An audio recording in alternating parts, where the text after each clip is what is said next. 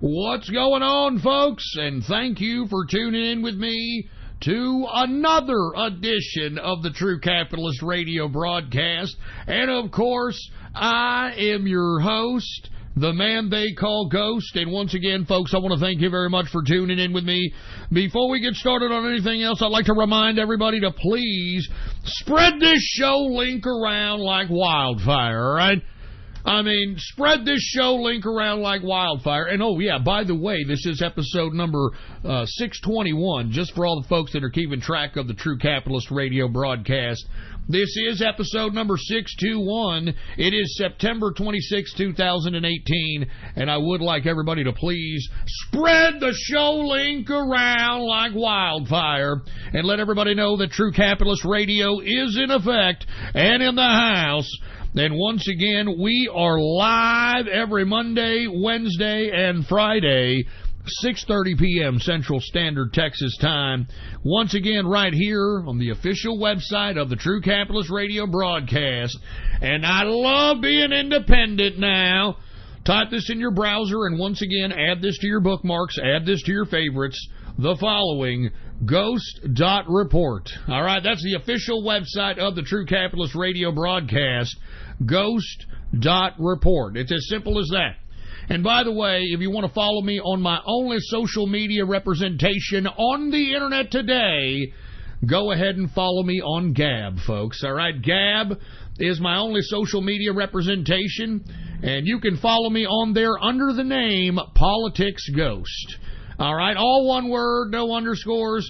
Politics Ghost is the name to follow on Gab, my only social media representation. If you see anyone claiming to be me or claiming to represent the True Capitalist Radio broadcast on any other social media network, especially those ran by the Silicon Valley oligarchs, fake and gay, all right?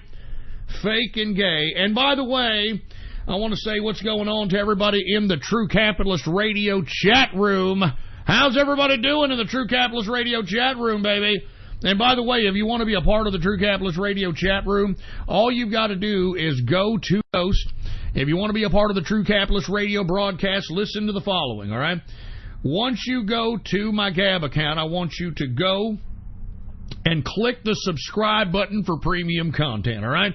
Click the subscribe button for premium content, and once you do, private message me on Gab. Private message me on Gab and let me know your Discord chat name, and I will be sure to give you a private invitation to the True Capitalist Radio broadcast chat room. It's that damn simple. All right? Make sure to hook it up, baby. I'm going to be in that chat room after this broadcast, so come on down. Come on down! Anyway, folks, before I get to the cryptocurrency and the stock market breakdown, I do want to make a little bit of a comment about some news that has been happening here recently, and I'm talking about good old Bill Cosby. That's right, the good old Bill Cosby. The reason I want to bring him up, folks, is because there's a lot of reasons. First and foremost, I find it rather bizarre that Bill Cosby is now being chastised as this big bad man, as a guy that, I don't know, supposedly some big bad rapist or something of that capacity. But I just want to highlight something to everybody here that is observing the Bill Cosby situation.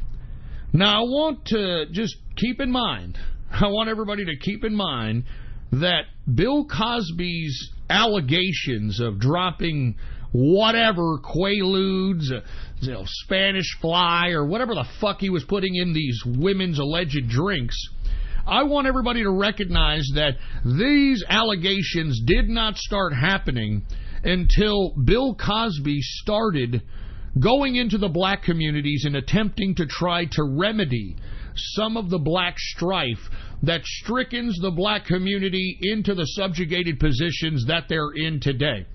And what do I mean by that, folks? You can look this up for yourself if you don't believe me. Prior to these allegations, what was Bill Cosby doing? He wasn't doing anything but going from black neighborhood to black neighborhood and holding these types of neighborhood type events where black folks would go in, they'd see him speak, And what he would speak about is the things that are holding the black community down from within the black community itself.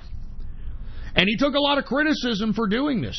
He took a lot of criticism, but at the time, Bill Cosby shrugged that criticism off and did not really care for the criticism and kept on doing what he did. And what did he do? He would tell these black folk in the black communities across the United States not to sag their pants, not to be some ghettofied piece of trash, not to have children and be an absentee father. He was trying to tell black folk how to be responsible human beings. And in my personal view, and once this man started doing this publicly, and remember, nobody told him to do this. He did this out of the bottom of his heart. He obviously had something that he wanted to give back, considering that he had so much influence and money. Well, folks, once again, time all these allegations of him throwing things into women's drinks or whatever the allegations are, take into consideration that right when this man started doing this, when he tried out of his own time, out of his own energy, out of his own money, attempt to go across the United States in an attempt to talk to black people to try to remedy the things that they do from within their own community to stop them from subjugating themselves. And folks, that's when we started hearing all of the coming out of Bill Cosby and him throwing in all these quaaludes or whatever has been alleged, okay? And I just want to be completely honest with you. Everybody just thinks that this case, let's just say for the sake of argument, Bill Cosby is guilty of everything, okay? I want everybody to keep in mind that during the times in which Bill Cosby was in his prime, I'm talking the 70s, the 80s, this was a very sexually open time of American history. I mean, lest we forget, in the 70s, the baby boomers at the time, remember, they were getting down, doing a little dance, making a little love, getting down tonight, you know, with their little bell bottoms and their little fake afros, sniffing cocaine off of people's tits, all that crap. Well, in the process of all that debauchery and drug taking and decadence, it was very accepted. It was open. I mean, to be completely honest with you, for baby boomers to just go out and be sexually promiscuous. Now, not blindly sexually promiscuous, because one thing that really stood out about these particular times, as I recollect them, is that the baby boomers, even though they were very sexually open with themselves, they did the little swinging, they had menage a trois and group sex and all this weird stuff. And the thing about it is that the baby boomers at the time, at least it was perceived at the time, that baby boomers were mature enough to be able to accept this type of sexual openness and, you know, these types of, you know, sexual experimentations. And to be completely honest with you, folks, if you take a look at any old couple right now in today's America that's holding hands and they say, oh, we've been together for over 35, 40 years, I guarantee you that they had some swinging or they had some open sexuality in their time. I mean, the baby boomers took this very seriously, and they took it in a mature capacity. Now, what do I mean by saying a mature capacity? What I mean is that these people weren't using their sexual openness as a means of being, how can I put this, an independent whole or an independent phallic. Meaning that people were still coupling at the time, but even though they were still coupling, both partners of the coupling were open to sexual experimentation. I mean, you know, there's even Henry Kissinger in the 70s. He made a statement. You could probably look that up on YouTube about how some woman asked him if he was a swinger, and he sure as hell didn't deny it, that's for sure, because everybody was doing these types of activities. I mean, I don't think that the young people today understand how sexually open it was back in the 70s and the 80s, how drug taking, the drug culture was integrated with these 2 decades. Majorly integrated with these 2 decades. And what do I mean by the drug culture? I'm talking about not just the pot, not just the devil's lettuce, the wacky tobacco. I'm talking about the big stuff. I'm talking about cocaine. I'm talking about pill popping like Quaaludes and, all kind. I mean, they were experimenting with everything back then, man. It was the drug culture. And apart from the drug culture was intertwined with the sex culture, so that went hand in hand. Typically, when people were coupling at those times, 70s, 80s, if they were coupling or swinging or having menage-a-trois, they were out here doing drugs during that particular sexual soiree. Now, this was very common, folks. I know it's not very common now. Nobody's touching each other, let alone kissing each other now.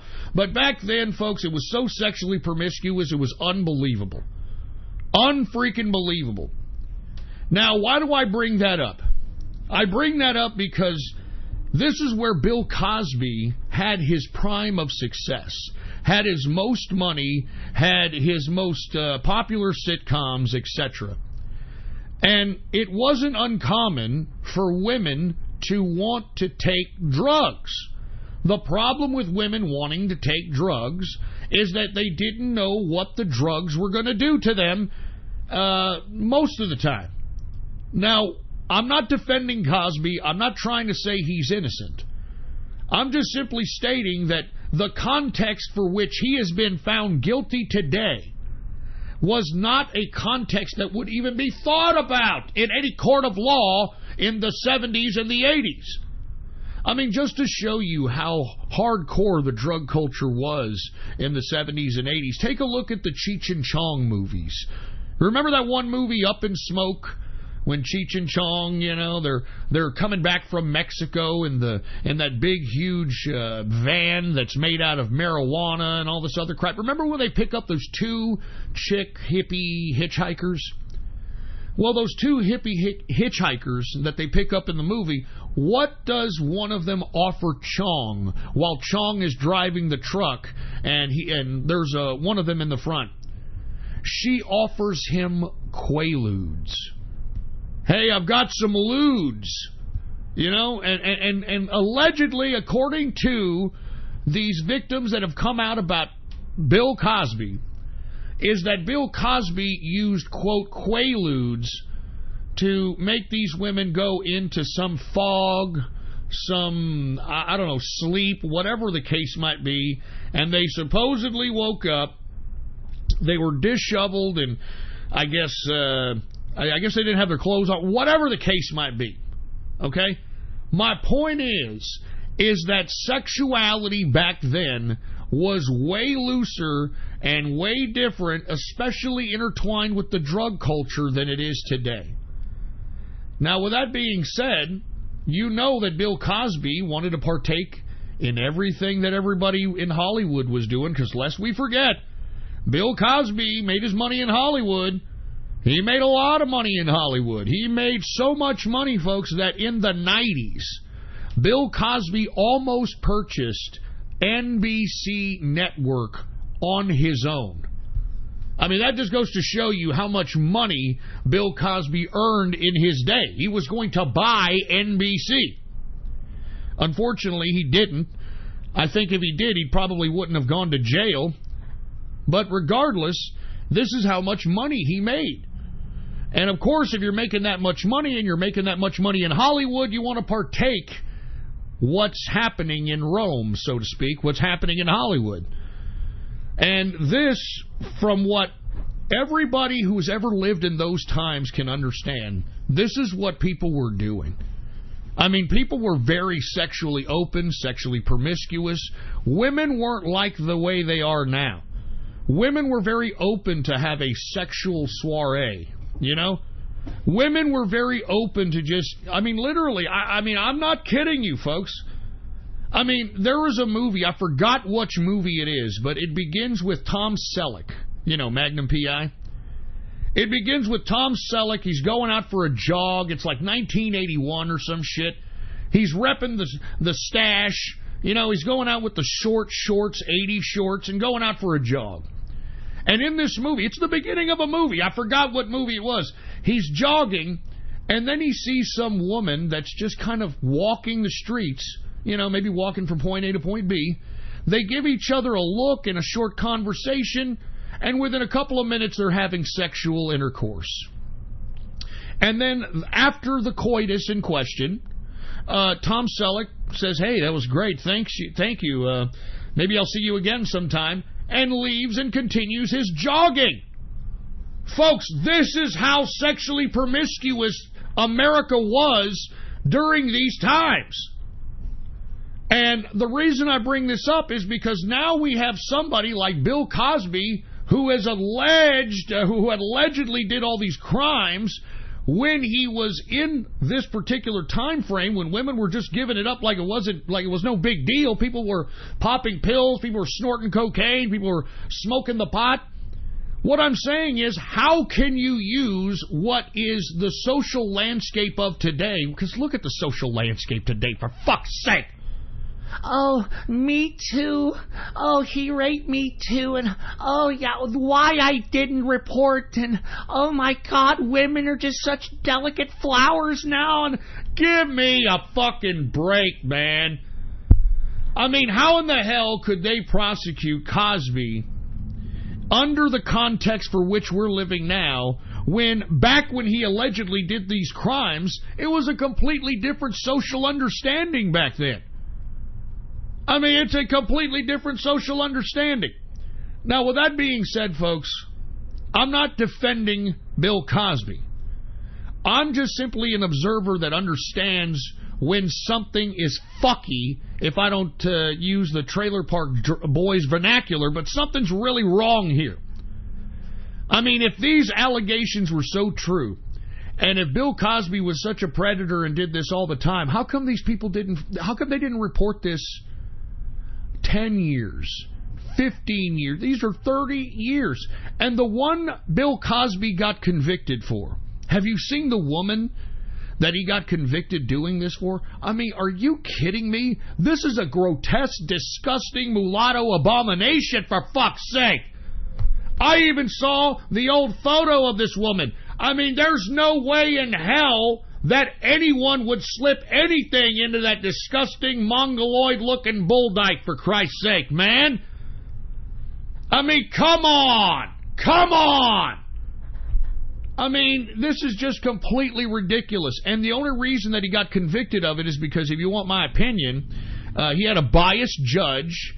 And that's come out already, folks, that he's had a biased judge. And secondly, this alleged crime happened under the statute of limitations. I think it happened about 13, 14 years ago, just barely missing the statute of limitations of 15 years. And here we have an 83-year-old man now. An 83-year-old man who grew up and made his money during a time where women were just giving up their poon just as long as you had some drugs, some blow, or some decent car or whatever. I was there. I was fucking there. And now you've got men that are being judged on this. I'm just going to be completely honest with you. I think that Cosby, even if he did do this, he got set up to go to prison and fall in disgrace, because if you want my opinion, he was out here trying to help black people. He was trying to help his own black people, and not helping them in the context of Mr. Huxtable, because let's be honest, every black folk at this point in time, you ask them about Mr. Huxtable, they're just going to be like, man, that's Uncle Tom ass motherfucker, man. Ain't nobody going to be like, they ain't going to be no Dr. Huxtable, man. Ain't nobody going to do that, man. So instead of Bill Cosby providing some level of black context in this medium, he went right to them personally. He went right to them personally, man. I mean, do you all not remember this? This happened not too long, like a decade ago. He was going to Philadelphia. He was going to all these black, centralized, populated cities and having a free, open forum for black folks to come in so that he can tell them, hey, we got to stop doing what we're doing. We've got to stop embracing this ghettofied mentality. We've got to stop sagging our fucking pants. We got to stop making children without actually being parents to these children. We got to be fathers to our children. And he was saying this. He was doing this out of his own free will. He was doing this with his own money. And once he started doing this, once he made a genuine attempt at trying to help black people in America, that's when all these goddamn accusations started flanging around all over the place. And this is not, I'm not just saying this. This happened. It happened in the chronological order and as I described.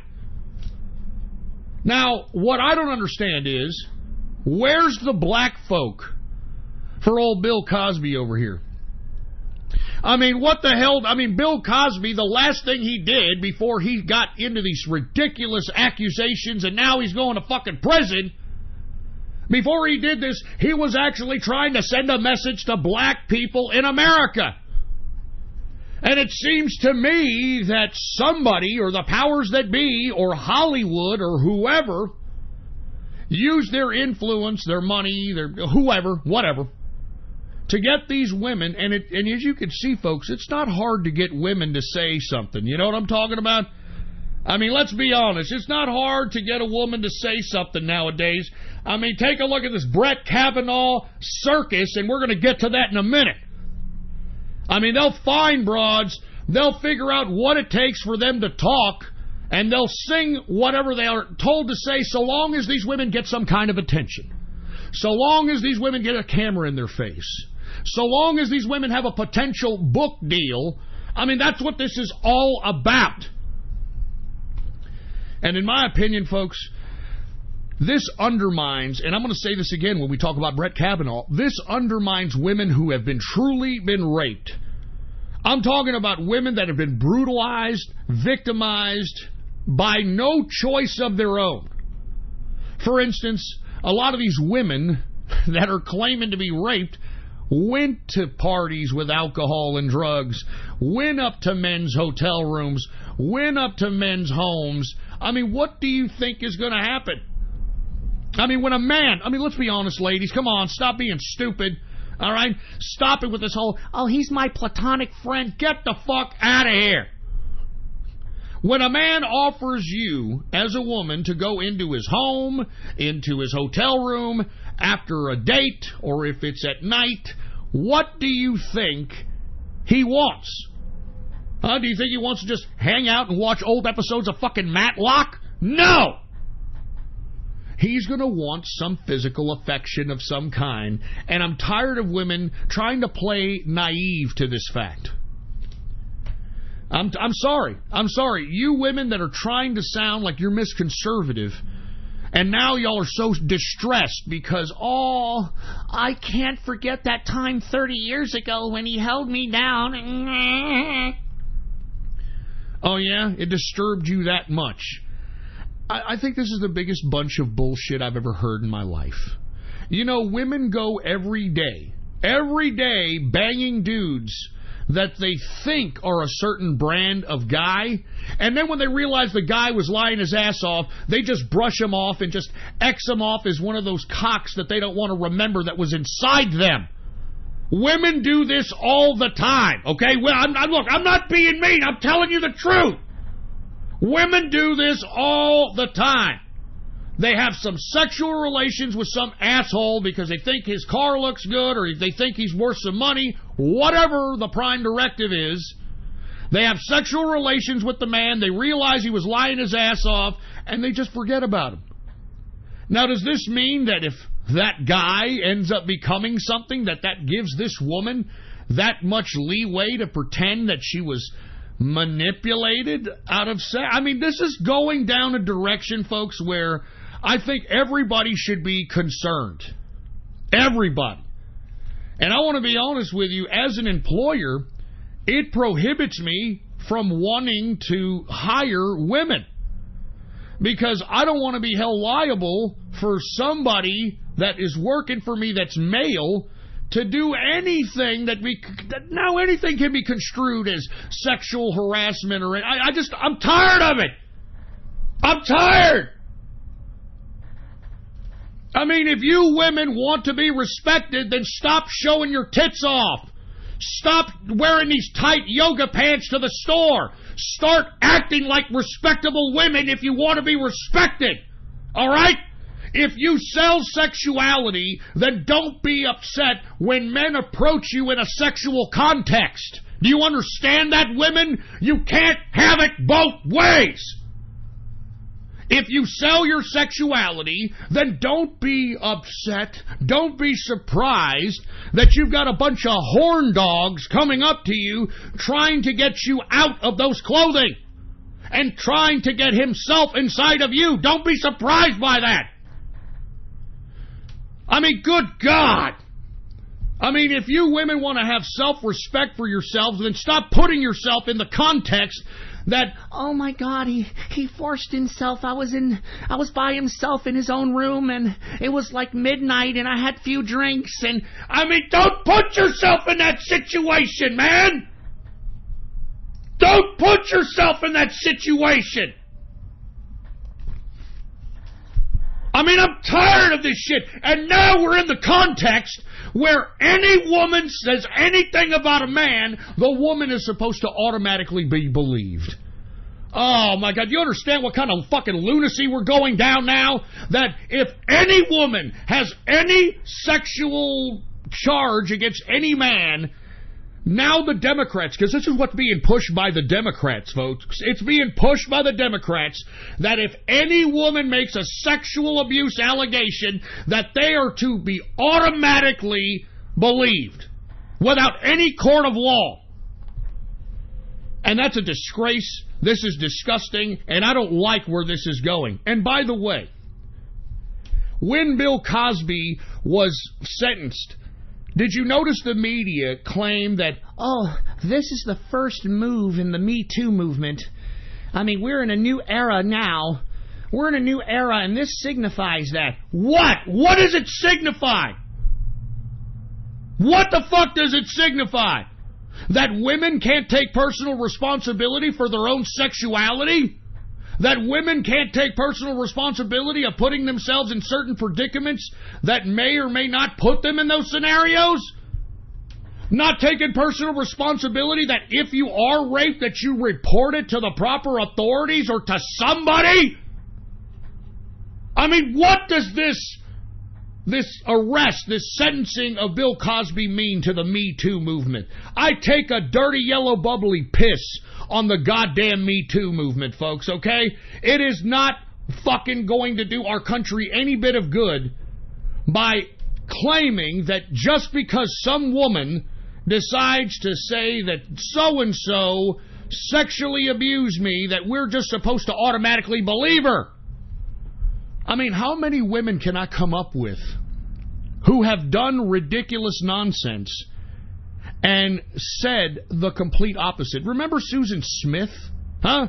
Remember that nutcase who purposely threw her car with her kids into a river and watched the car go down as the kids were crying and drowning on the way down, and she went on TV and claimed that it was a black hijacker that hijacked her car and that she didn't know where her car or her children were.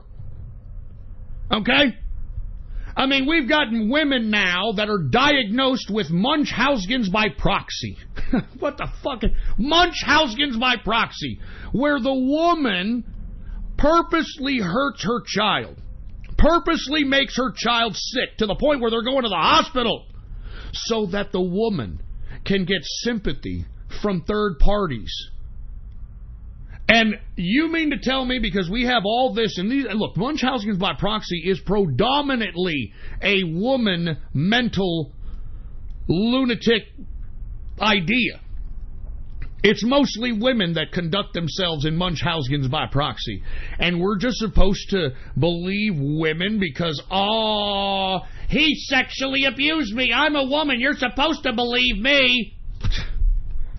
We're going down a very dangerous path, folks, and I'm telling you, I don't like it, and I'm not going to sit here and stop talking about this. I'm not going to be intimidated from talking about this. I'm going to keep talking about it. I don't care if people like it. I don't care if you call me a sexist. I don't care if you call me a snake, a lizard. I don't care. All right? I don't care. I mean, I am sick and tired of women all of a sudden claiming to be like some innocent little Tinkerbell, like some broad from Little Women, the movie Little Women. Meanwhile, we all know if we go back into their past, if we had a fucking time machine, these people were fucking throwing themselves on anybody that would give them attention. Give me a fucking break, man. I'm so tired of this crap. I'm so tired of this Me Too movement crap. I'm tired. This undermines women who are really raped, man. Like I talked about yesterday, on Monday. I talked about Monday out here in San Antonio, Texas. We had an asshole in this area of town over here called the Medical Center, okay? And in this part of town, there's a lot of apartments in the Medical Center area, which is where all the medical facilities are. And around this area, there was a serial rapist that had hit up at least, 5 or 6, 7 different women. He would stalk these women and make sure that they were living by themselves, that they were working by them. I mean, he legitimately stalked them like animals. And then when they would come home after they get home from work, as they were opening up their own door to their apartment, once it was cracked open, he would push them inside, lock the door, and completely brutalize and rape them. This Me Too movement undermines real victimization like that. It undermines it completely, and I think that women need to start coming out and saying this instead of being, oh, yeah, I am woman, hear me roar. I don't care if a couple of men from the patriarchy go down because women are taking over. Oh, Jesus Christ, these stupid fucking American women, these Western women, they make me sick. I feel sorry for you young kids. Like I said, young children, the young people, import the women. That's all I got to say. Import the women.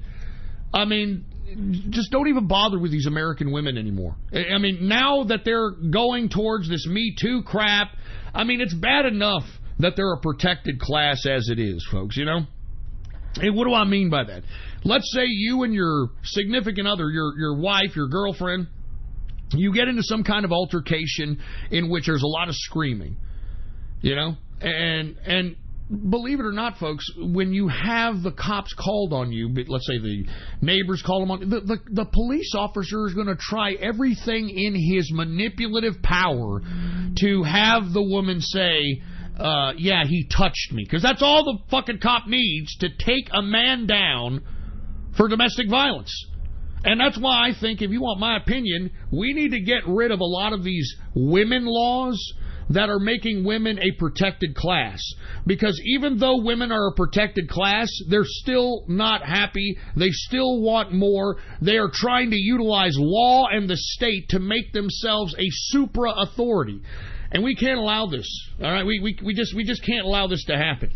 All right, we need to get rid of domestic violence laws. We need to get rid of child support, because I guarantee you, we'd have a lot less children if there was no child support going on. And I know women are like, well, Ghost, how can you take away child support? How's a mother supposed to take care of a child? I'll tell you how. Why do we have abortion, you fucking dumb cunts? Why do we have birth control? Why do we have all these prophylactics if you stupid dumb whore bags who are in control of coitus, mind you? Remember, I mean, a man has to persuade you to open your legs willingly so he can penetrate your body, so you are in complete and total control of sexual relations. All right? Maybe you should take responsibility for making sure anybody who penetrates you doesn't ejaculate in you, or at least has a condom, or if they aren't going to have a condom, You have birth control. I mean, what is all this? Why do we even make all this happen? That's why I'm saying we need to take away domestic violence laws. We need to take away child support. And let me tell you, I hate to say this, and I advocated this back when I was a conservative, and I think we should continue to advocate this. We need to outlaw divorce. We need to outlaw divorce, for Christ's sake, because people have trivialized marriage. Marriage has turned into a complete joke. And at this point in time, I think if people are going to believe that they're with the ones that they're going to be with forever, well, then force them to be there forever. All right? There ain't no divorce. You got to fucking deal with it. All right? You got to fucking deal with it. Anyway, folks, my apologies here. I'm sorry I'm going so off keister, but by God, folks, we are headed down a direction that I don't like whatsoever. And it ain't going to be good for anybody in the future. Anybody. Anyway, folks, let me go ahead and get to the cryptocurrency and stock portion of the broadcast. Right now, cryptocurrency is starting to come down a little bit from a rally that we've had since the last time we've talked to each other. We've seen a rally here in the past 24 to 48 hours. It is now starting to contract. But the reason that we're having this increase in the cryptocurrency markets is because of the Coinbase effect, folks. Coinbase announced that it's going to add more cryptocurrencies to its exchange. The ones specifically that they've been discussing are in the green right now, where they were talking about, obviously, Ripple, XRP, some discussion about Bitcoin Cash, BCH, which is up also, 0x, Zcash, etc. So that was one component of why we saw some increases in the past 24 hours in the cryptocurrency market. And secondly, folks, are you familiar with Bitmain? Bitmain is the hardware manufacturer of mining devices. Now, Bitmain, believe it or not, folks, it announced that it is going to try for an initial public offering in the stock market, and it has since opened up its books. And while Bitmain opened up its books, it has shown that Bitmain, the mining hardware manufacturer, has earned $742.7 million in the first half of this year. $742.7 million this year alone so far for Bitmain. So you combine all that news, that's why we have a lot of people in the cryptocurrency markets buying and buying and buying at this point. But why are we coming down in price right now? Why is the cryptocurrency markets contracting? Well, folks, the Federal Reserve came out today. That's right, the Federal Reserve came out today. And, you know, I didn't want to announce the Federal Reserve this week because there was much speculation in the mainstream business media that there was going to be no interest rate hikes from the Federal Reserve this week. And I want to be honest with you, I was speculative about that. I wasn't too sure about that, so I didn't even want to announce that. Nor did I want to be wrong and suggest that, they were going to raise interest rates, because no one truly knows. Remember, it's a central bank. It's private. We don't know. But unfortunately, folks, the Federal Reserve announced today that it is going to increase interest rates 2 to 2.25% increase. Ouch, baby, ouch. And let me tell you, that's why we're starting to see the come down in cryptocurrency markets. And if you take a look at the stock market, which we'll cover here in a minute, the stock market slid after lunch right when they heard the Federal Reserve was raising the interest rates 2 to 2.25% increase. Now, that is a substantial increase considering that we've had at least, about 4 or 5 separate increases at 0.25%. This is serious business, and this is not only affecting the stock market, it's also going to affect how much money is going to cost once you go to a bank and are lent money. So, interesting situation happening. I'm glad the president said today, and we'll talk about that later, in a press conference, that he would prefer that the Federal Reserve did not raise interest rates, because as I've always alluded to on this broadcast, we don't need valuable dollars right now when we're coming out of a fucking bad Obama recession. We're a growing economy and growing at a rapid rate, and we should help facilitate that growth by allowing the people that are making all this money the encouragement to spend it. But now, as I've stated, folks, money, it's going up in value, and most people don't want to spend it if it's going up in value. Most folks, if they see a valuable dollar, are going to save those dollars. And if they're going to save those dollars, it's not going to encourage them to go out and pay for things and purchase things and buy things. So it kind of throws a little bit of a wrench in our booming economy that we're witnessing under Donald Trump. Now, whether or not the Federal Reserve is doing that on purpose, that's for everybody to interpret. I personally believe they are, because everybody is against Donald Trump. I don't know what it is. All the man is doing is pro-America policy. But as you can see, folks, and we'll talk about this later, that the globalists of this world are starting to show their ugly heads. And allies who we thought were our allies are our allies no more. So with that being said, folks, this is why we're seeing a contraction here, both in the cryptocurrency markets, and we saw a major contraction. Remember, the damn stock market was going up today until the Federal Reserve announced the interest rate hikes at 2 to 2.25%. I mean, it's unbelievable. 2 to 2.25%. Unbelievable. Anyway, let's go ahead and take a look at the cryptocurrency market capitalization.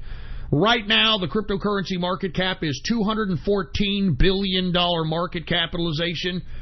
So once again, the reason that we saw an increase, it has a lot to do with the news that's happening. And because we're seeing an increase in the value of the dollar, we're going to see decreases, unfortunately, in the cryptocurrency markets. Now, how do we profit in a cryptocurrency market if the value of the dollar keeps going up? Well, folks, you have to keep your eyes glued to the news, because it's news that's what's going to increase this market. I mean, right now, since the dollar is so valuable, the dollar is not going to help the price whatsoever. So it's going to be all news. What do they say in the stock markets? Buy on hype, sell on news. Buy on hype, sell on news. Those are the kinds of strategies that you may have to think about in this cryptocurrency market. But let me explain something about this cryptocurrency market. Whenever there is news on any of these cryptos, haven't you noticed that you see automatic double-digit percentage increases within a 24-hour period? Especially when it comes to any kind of news as it relates to partnerships, getting on new exchanges, things of that capacity.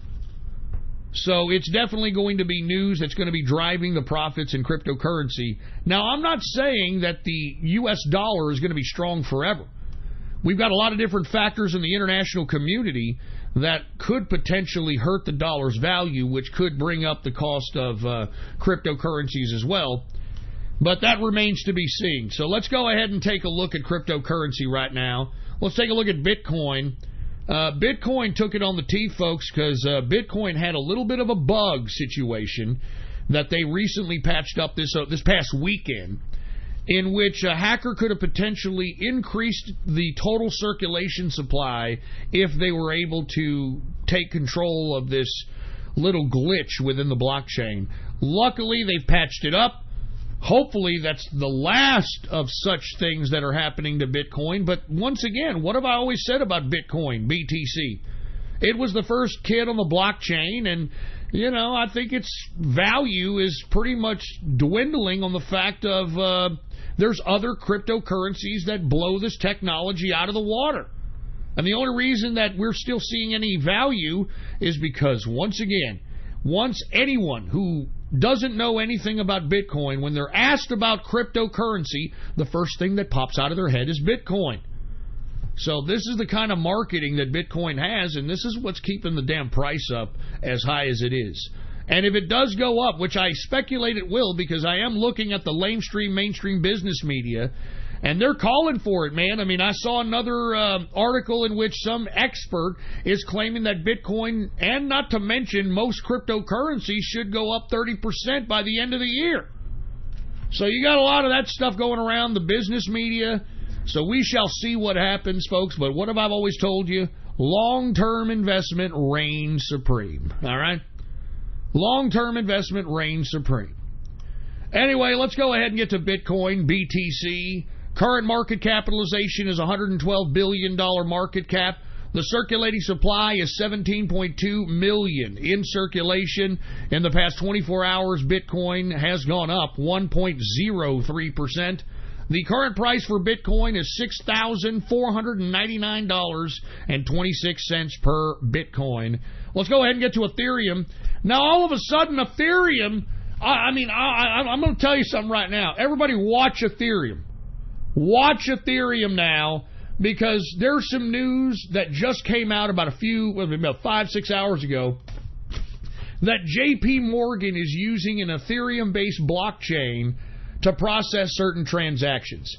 So I don't know what the hell that means. Maybe that's why Vitalik suggested that Zcash could be used to help facilitate some of these transactions. So I'm just speculating, okay, based upon the news that I've gathered, that there could be some potential partnership between Ethereum and Zcash. I mean, I'm just speculating because, once again, take a look on the news right now. Google up JP Morgan and Ethereum-based blockchain, and you'll see what I'm talking about. And lest we forget, what was I was talking about this on Monday, that Vitalik, the guy, one of the guys that created Ethereum, he suggested that he could use the technology that Zcash has to integrate and process certain banking transactions. So I'm just speculating that could there be an Ethereum and Zcash partnership. And lest we forget, folks, that JP Morgan has invested a considerable amount of money in Zcash. So, once again, I'm just delivering the message. I'm not telling anybody to do anything. I'm just suggesting, take the information that you gather from this. All right? All right?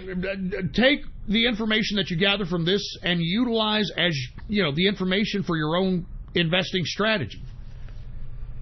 But once again, I'm just speculating. All right? I mean, you can look up all the stuff that I just talked about on Google or whatever your search engine is. It's out there.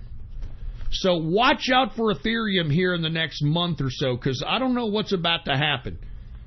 I'm lucky. Luckily, I still have a contract from Genesis-mining.com in Ethereum, so I'm still mining Ethereum. So we shall see what happens. All right, I'm just saying now. All of a sudden, Ethereum looks like a possible pop here in the short term. In my opinion, we shall see. Let's take a look at Ethereum. ETH, current market capitalization is $22 billion market cap. The circulating supply is 102 million in circulation. In the past 24 hours, Ethereum has gone down 0.18%, very minor. Current price for Ethereum, ETH, $215.73 per Ethereum. Let's go ahead, and I hate to cover this coin, but I mean, let's cover it. Let's go to Ripple. Yeah, that's right, XRP, folks. And the reason is because you've got a lot of hype on the Coinbase listing of this coin. You've got a lot of hype that financial institutions are looking at XRP as a possibility of processing transactions. There is a lot of news coming out of the mainstream business media, and that's why when it was about 33, 34 cents, I was telling people a couple of weeks ago to look at XRP as a short-term play, and if you would have entertained that, you would have been up at least 100% on your money at this point. But now, folks, I still think that there's still some room to grow in XRP because, once again, the market moves on news. The market moves on news. So we've been getting a lot of news from XRP. And I'm going to be honest, I don't like XRP. I think it's, the coming digital Federal Reserve. This isn't even a cryptocurrency. I mean, this is a completely proprietary type of a ledger. So, in my opinion, I don't like this one bit, but I'm telling you guys this so that you can profit, so you can make some liquidity, put it in your pocket, and get yourself that much more net worth, baby. That's what I'm trying to do on this broadcast. I'm trying to create capitalist up in here. But let's take a look at XRP once again. I think this is a short-term play once again because they keep hyping this damn thing. There's a lot of hype on the business media, and folks, I mean, I'm not joking. I mean, you know, the business media, you got to watch it. And even if they sound obnoxious in their commentary towards cryptocurrency, people are listening. And that's why I've been able to make some of these prognostications, because I'm telling you, we're slowly starting to see a transition from the institutional stock investor starting to entertain cryptocurrency investing. So let's get to XRP, Ripple, current market cap. And believe it or not, folks, today, XRP almost, well, it did for a minute, but it surpassed Ethereum in market capitalization. I think for about 30 minutes to an hour, it surpassed Ethereum in market capitalization. So that's why I'm saying, man, you know, keep an eye on this one in the short term. You could get some pretty good liquidity, to say the least. All right, XRP market capitalization is $20 billion market cap. Circulating supply is 39 billion. That's right, with a B. 39 billion in circulation. In the past 24 hours, XRP has gone up 0.23% increase. The current price for XRP Ripple is 51 cents. 51 cents, baby. Let's go ahead and take a look at the next cryptocurrency, and I'm talking about Zcash. Now, what have I told you all about Zcash, folks? I've told you all that this right here could be a potential alternative to fiat. All right, the blockchain sizes are 32 megabytes, which is going to make the transaction time that faster. The transaction fee is lower. There's a lot of reasons why I like Bitcoin Cash. And the reason that we're seeing some increases today in Bitcoin Cash, actually major increases, that's why I keep covering it, is because that we're getting this Coinbase effect. That's what they're calling it in the mainstream business media, the Coinbase effect, on Coinbase potentially talking. And not just Coinbase, actually. This goes into other news that I don't really want to discuss at this point, but this is a lot of speculation going on here. And I'm not saying it's speculation for the wrong reasons, but this is what's causing this today, aside from the Coinbase effect. Let's go to BCH, Bitcoin Cash.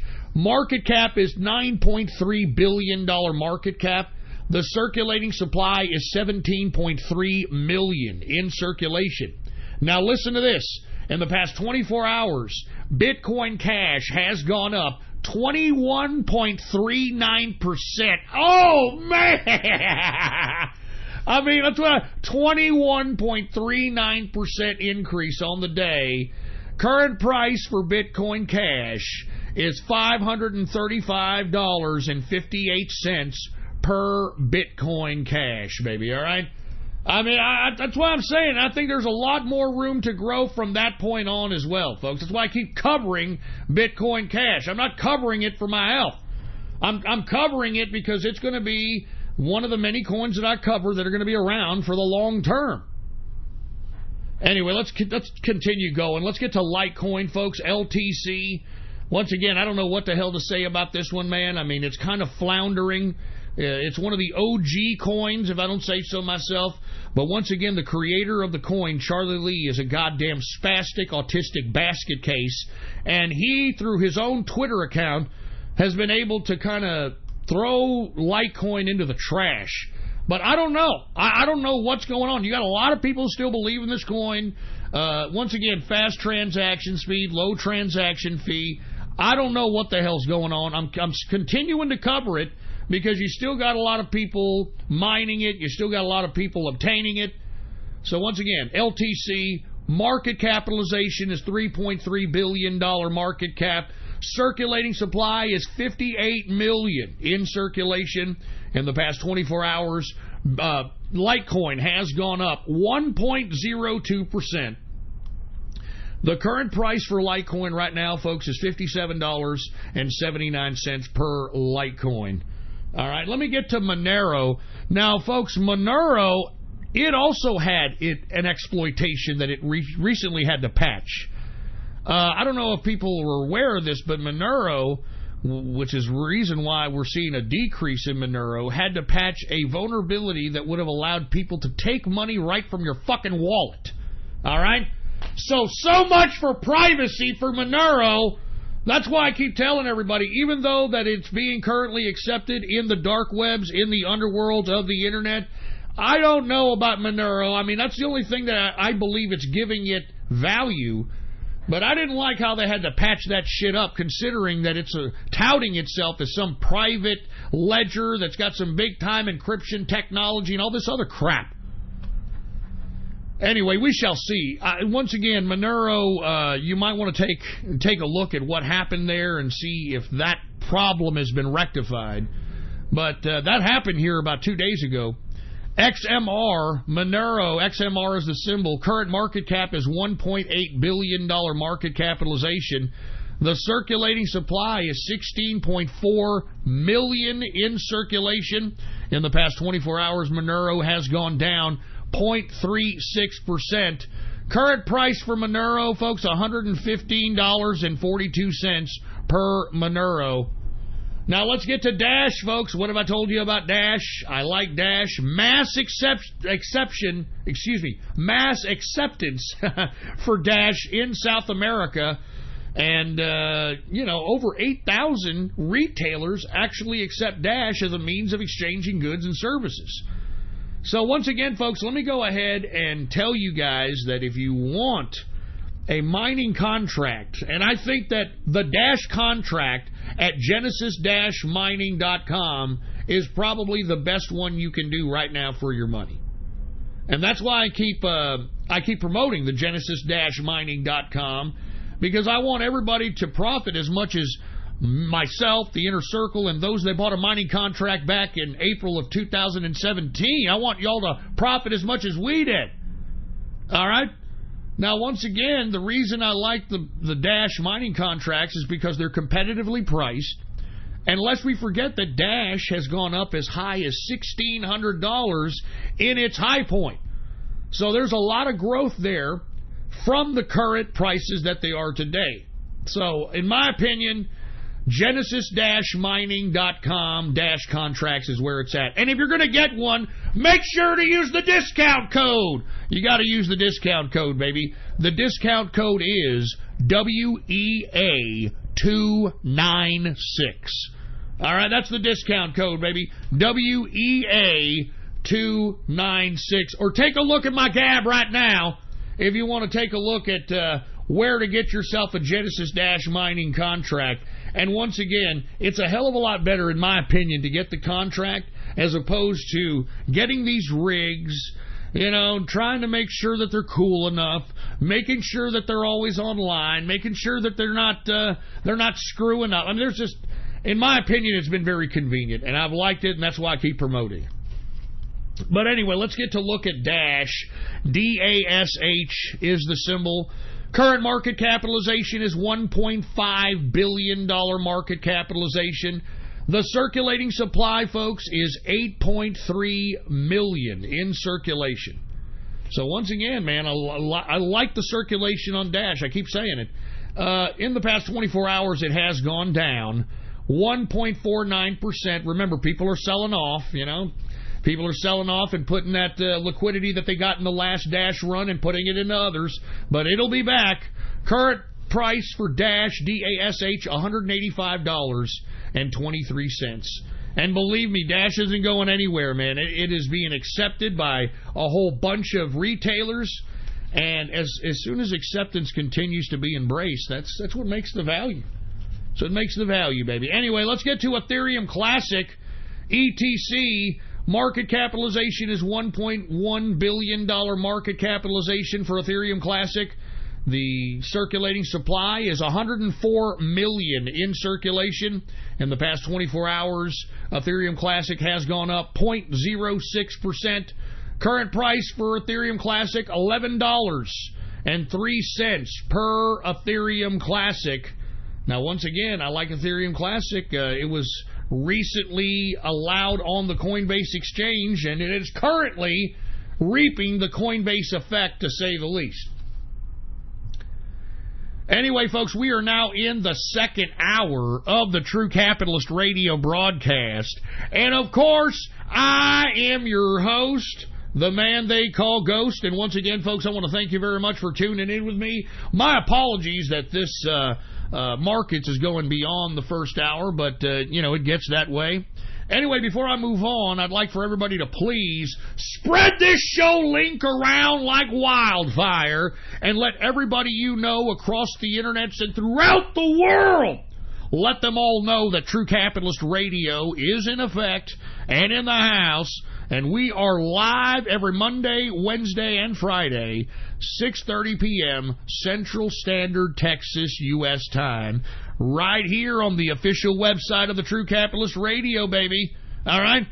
Right here on the official True Capitalist Radio website, it is ghost.report. All right? That's all you got to type into your browser.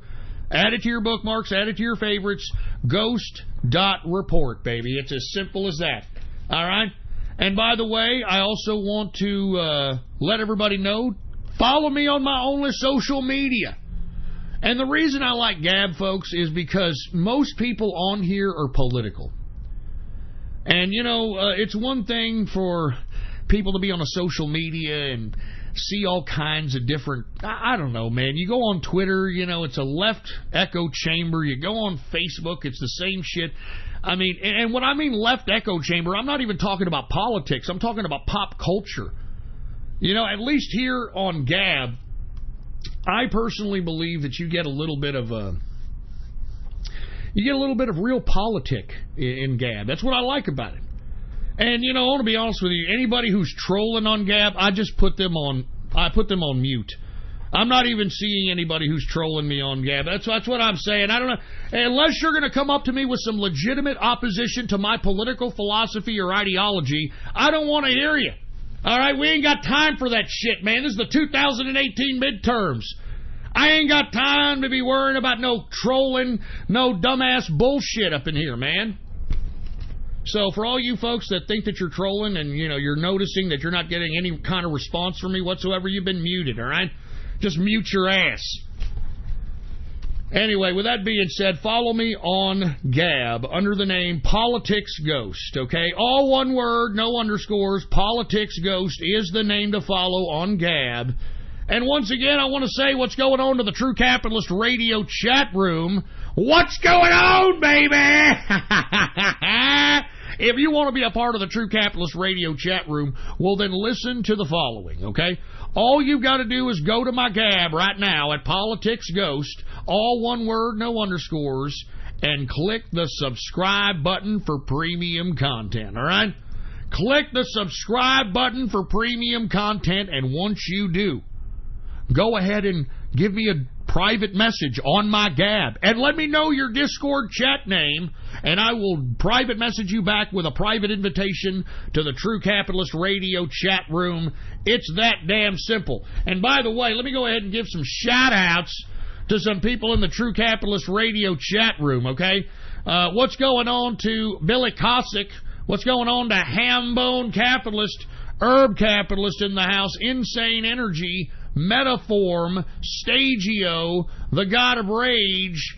What's going on to Hoodie, Hans Uberlander? What's going on to Curly McWhirly, Pepe the Frog, Capitalist America?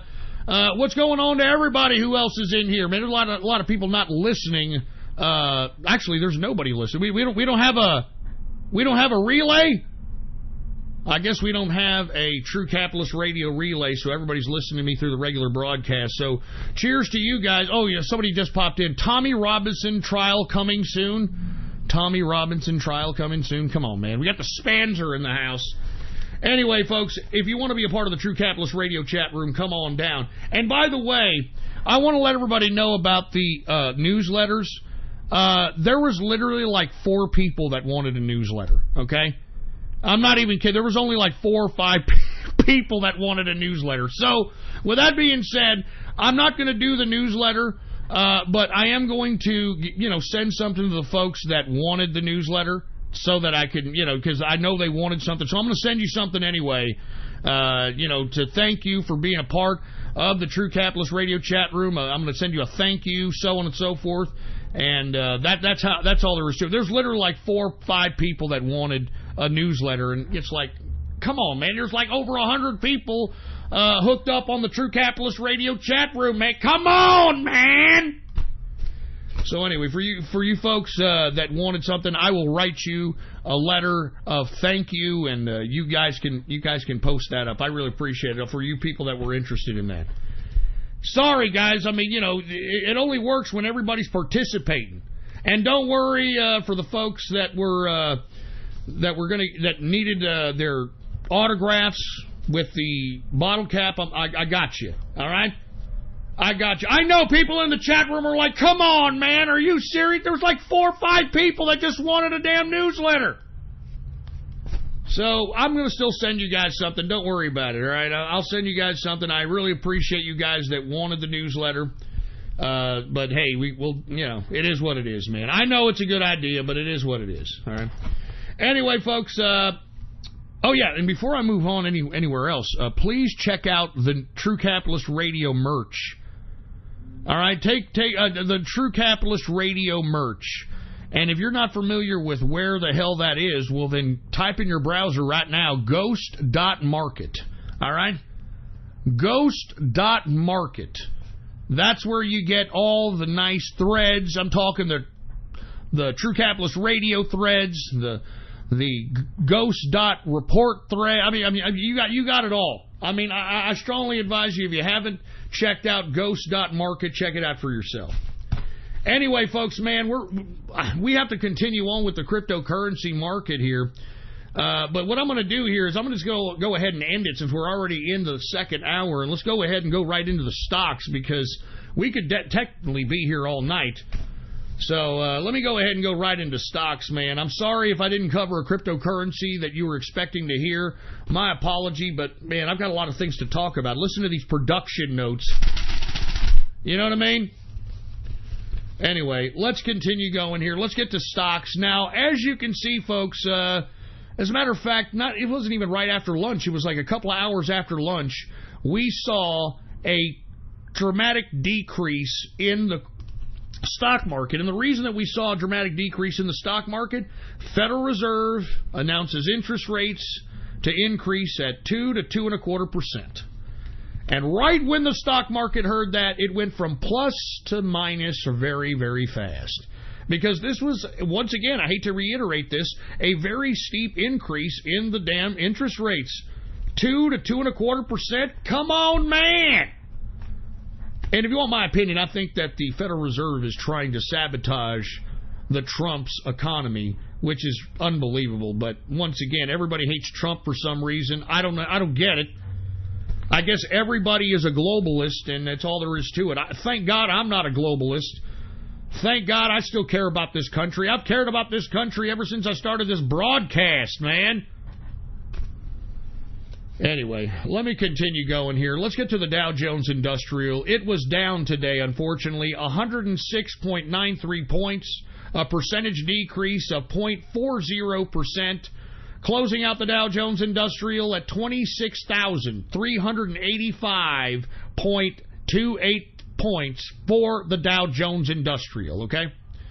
Let's go ahead and take a look at the S&P 500. It is also down 9.59 points, a percentage decrease of 0.33%, closing out the S&P at 2,905.97 points for the S&P 500.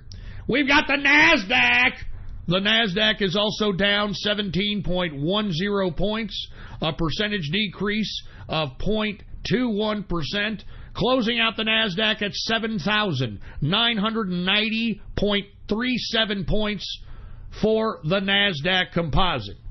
Now, let's go ahead and take a look at some of these goddamn commodities here. Now, we should be seeing most commodities pretty much go down in price.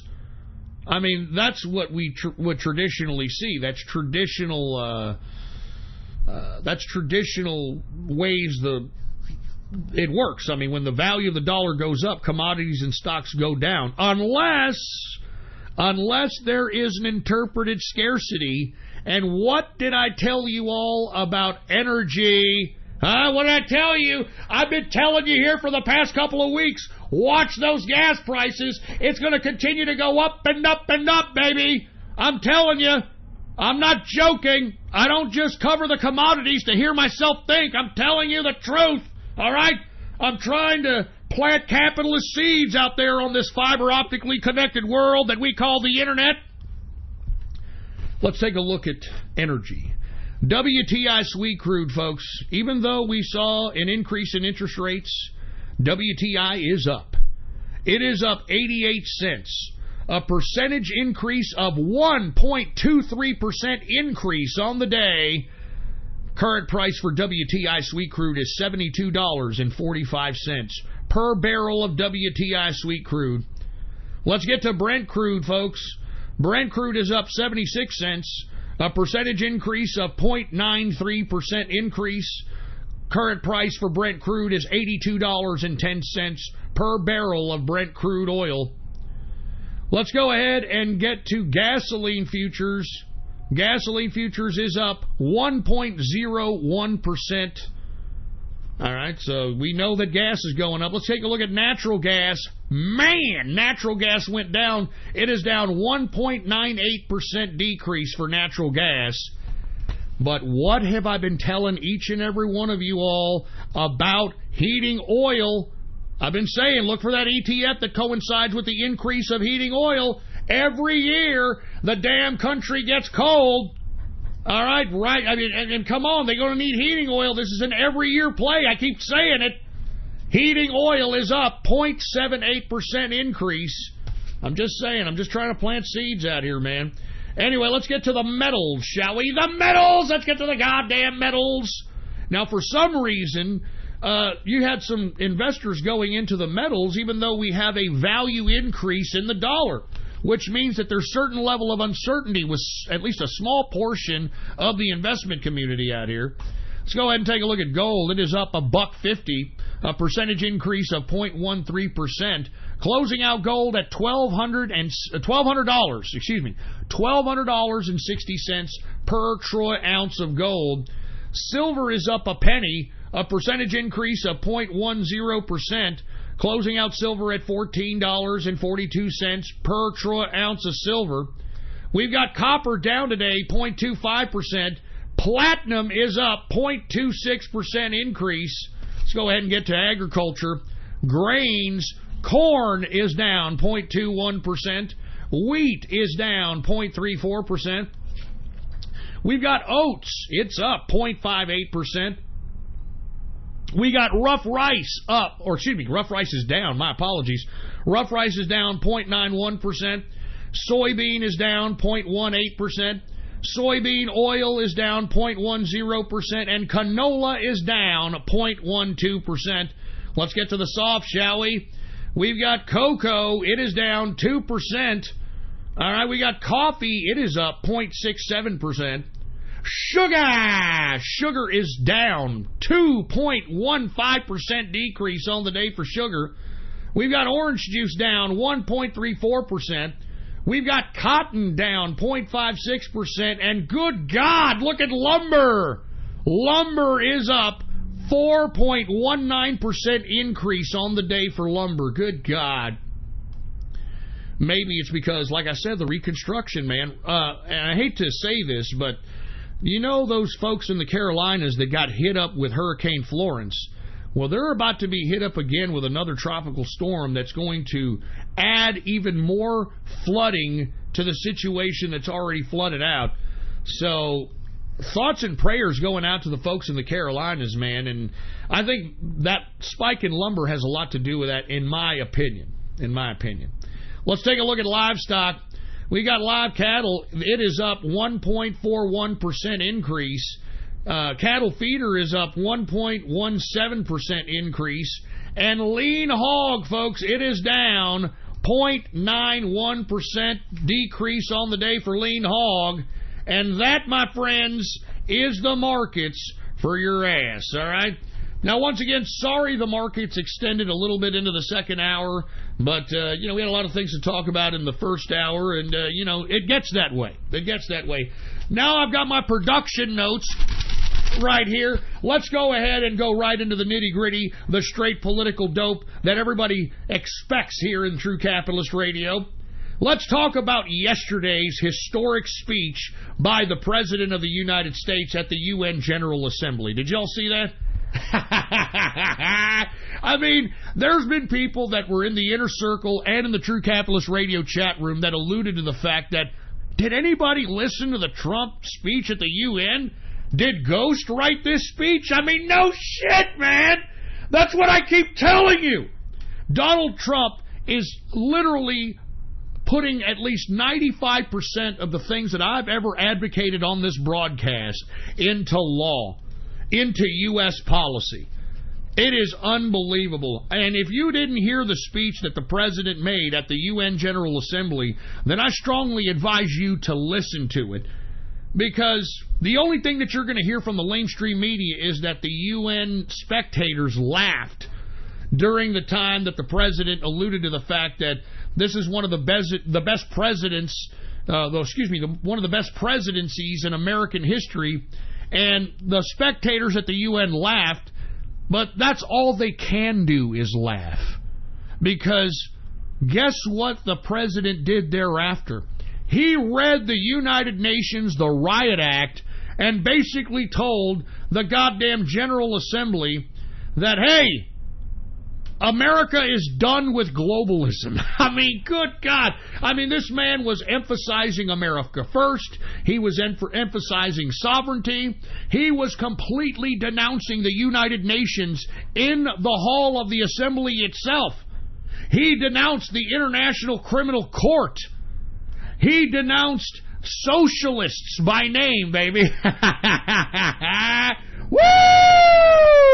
And at the same time, folks, he denounced general international bureaucracy. He denounced it completely.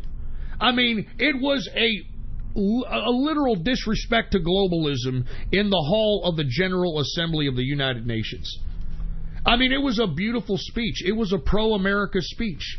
And did you see how the media is trying to spin it? Oh, Trump has stepped the United States down of leadership at the UN. Oh, my God, it's so bad. Trump has brought the United States out of leadership at the United Nations. We didn't have any fucking leadership, you idiots.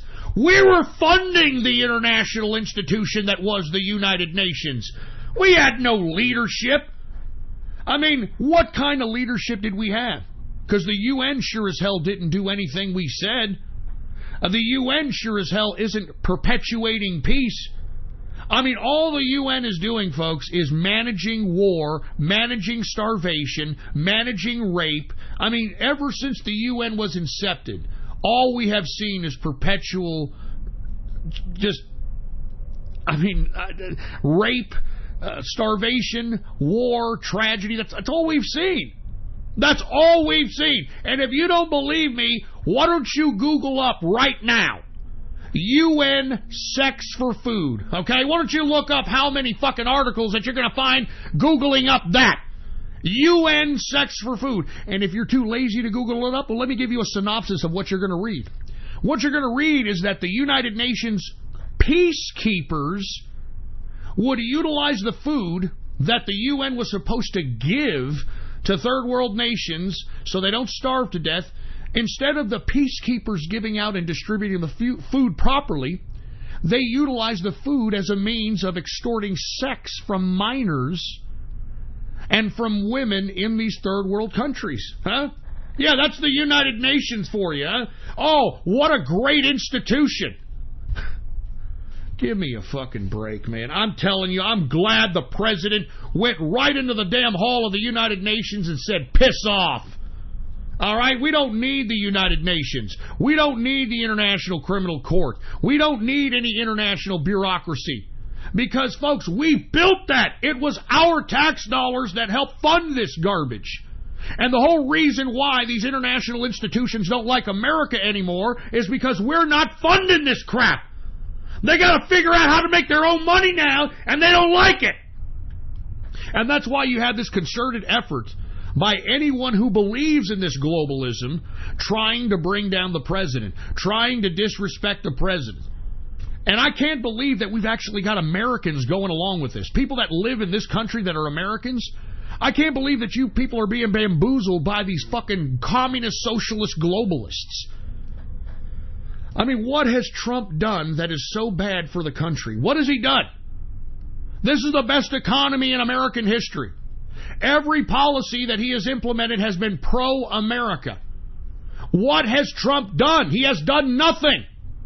You people out there that are such star fuckers with your eyes glued to the television and social media, you idiots are just listening to talking heads because you're too intellectually lazy to find out the fucking truth by yourself. And what are you idiots doing every time there's a microphone in people that are anti-Trump, right? Every time they put a microphone, he's sexist, he's racist, I don't like the way he talks about women. It's the same fucking regurgitated garbage. They can't tell you what policy they disagree with. They can't tell you that they don't like this brand new economy where jobs are unlimited. They can't do that.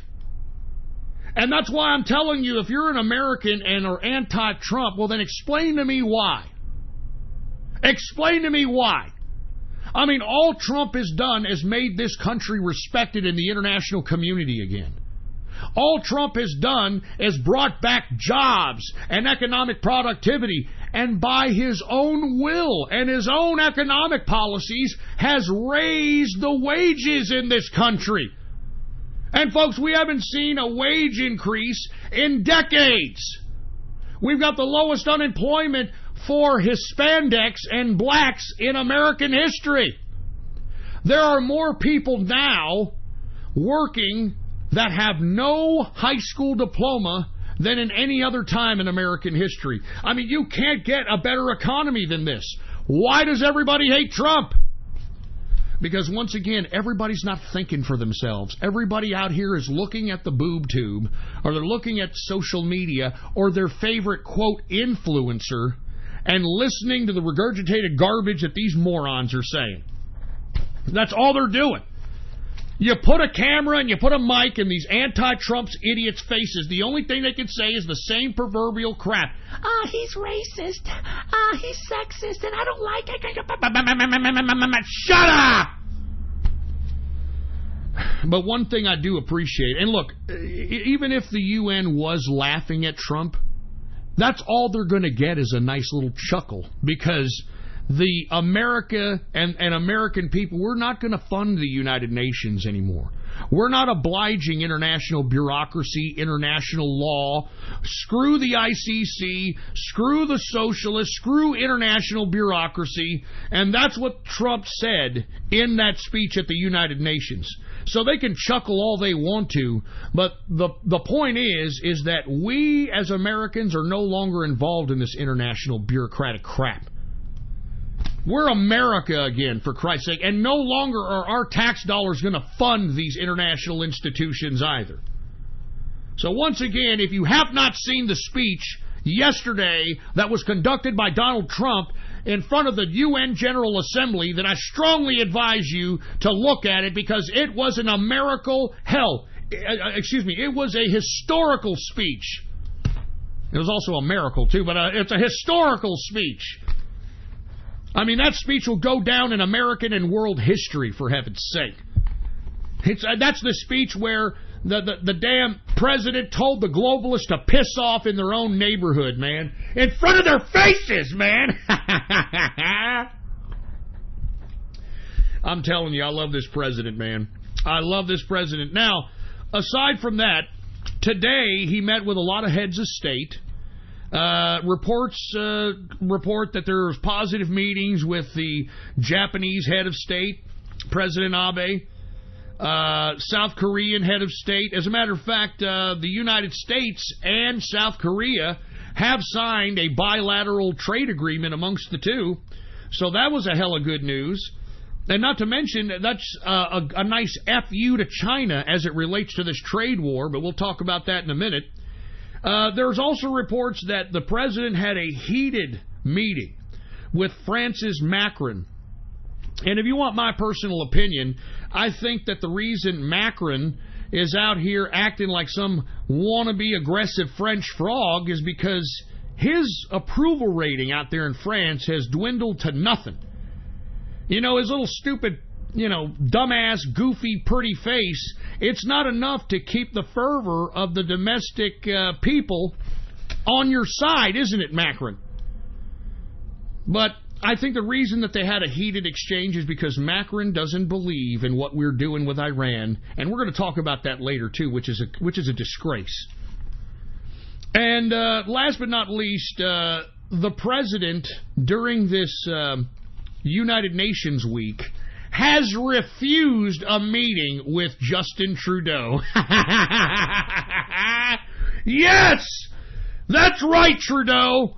And why is he ignoring a meeting with Justin Trudeau? Because Justin Trudeau doesn't want to budge on anything. He thinks that he's going to remain steadfast and going to... I don't know what Justin Trudeau thinks. I don't really... if you want my opinion, I don't think Justin Trudeau knows his ass from his elbow. I mean, he doesn't know how to do anything on an international relations basis. Look at how he has goofed up his international relations diplomacy with Saudi Arabia. And now he's trying to renegotiate a trade deal, and according to the president, he hasn't moved one bit. As a matter of fact, the president said that he's tired and he's going to walk away from Canada at this point because he's tired of Canada. Canada refuses to budge on anything as it relates to this renegotiation of the trade deal, so fuck Canada at this point. As a matter of fact, the president alluded today during his marathon press conference that he had today, which was unbelievable. I love that press conference. I love free-flowing Trump, man. Let Trump be Trump. But in that press conference, the president alluded to the fact that since these assholes in Canada, want to play hardball, that we're just going to tax their cars coming in from their borders. And we're going to tax everything. I mean, screw Canada. We don't need Canada. Canada needs the United States more economically than the United States needs Canada. So I'm glad that, the United States is not going to be pussifying itself or cowering itself to these Canadian bacon, maple leaf up the ass having moose humping pieces of crap. Anyway, folks, once again, that's what the president did today. He met with most heads of state. Also had, and I alluded to this about a couple of seconds ago, had a marathon press conference. Did you see that? For the entire international press. And was taking on all comers, man. And I love free-flowing Trump, baby. I love it. No holds barred with the press, man. And listen, in that press conference, he did allude to the fact that if he has to look elsewhere after Brett Kavanaugh because of this whole debacle, and we're going to get to that in a minute, that he's open to doing that, unfortunately. And that is sad. But, hey, the president can't keep pussyfooting around. I mean, let's be honest. It was the Republicans that allowed everything to happen in this whole Brett Kavanaugh fiasco, But he held a marathon press conference, man. I mean, he must have been up there for about an hour, 2 hours. I don't know. I mean, took all questions. And you know something, folks? Every one of those people in the media are a bunch of sniveling little fake news scumbags. You know that? I mean, they're such pompous, arrogant pieces of crap. And I'm glad that the president was ridiculing many of them as they were asking their questions. I mean, that was a marathon press conference. I saw it all, man. He was just bitch-slapping international media, national media, like it was going out of style. And in that press conference, by the way, folks, he did allude to the fact that, actually he announced this at a Security Council meeting that he had today with the UN Security Council, but reinforced it at the marathon press conference today that China... According to Trump, China is and has been and is attempting to meddle into our elections. So as a result, there could be potential sanctions against China. And China is really going apeshit. They're losing their fucking egg rolls on this one, man. They don't like that. And I want to be honest with you, they are election meddling. They are election meddling because at least by the way they're designing their tariffs are purposely hitting areas of the heartland that are going to be hit by any kind of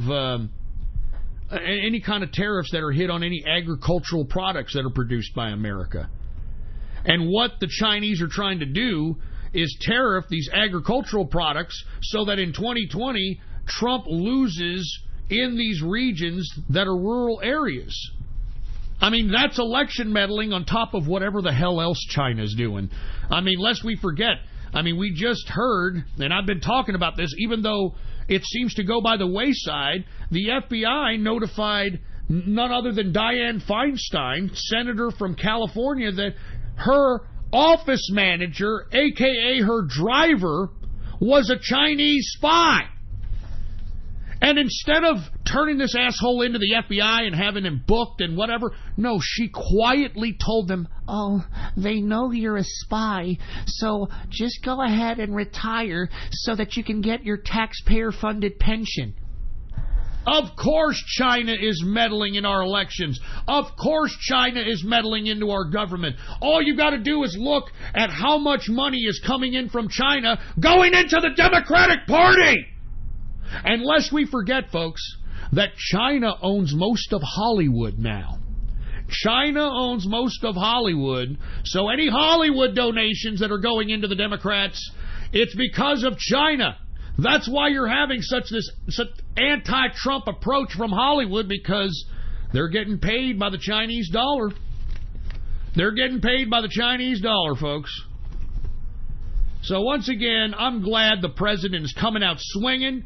I'm glad they're letting Trump be Trump.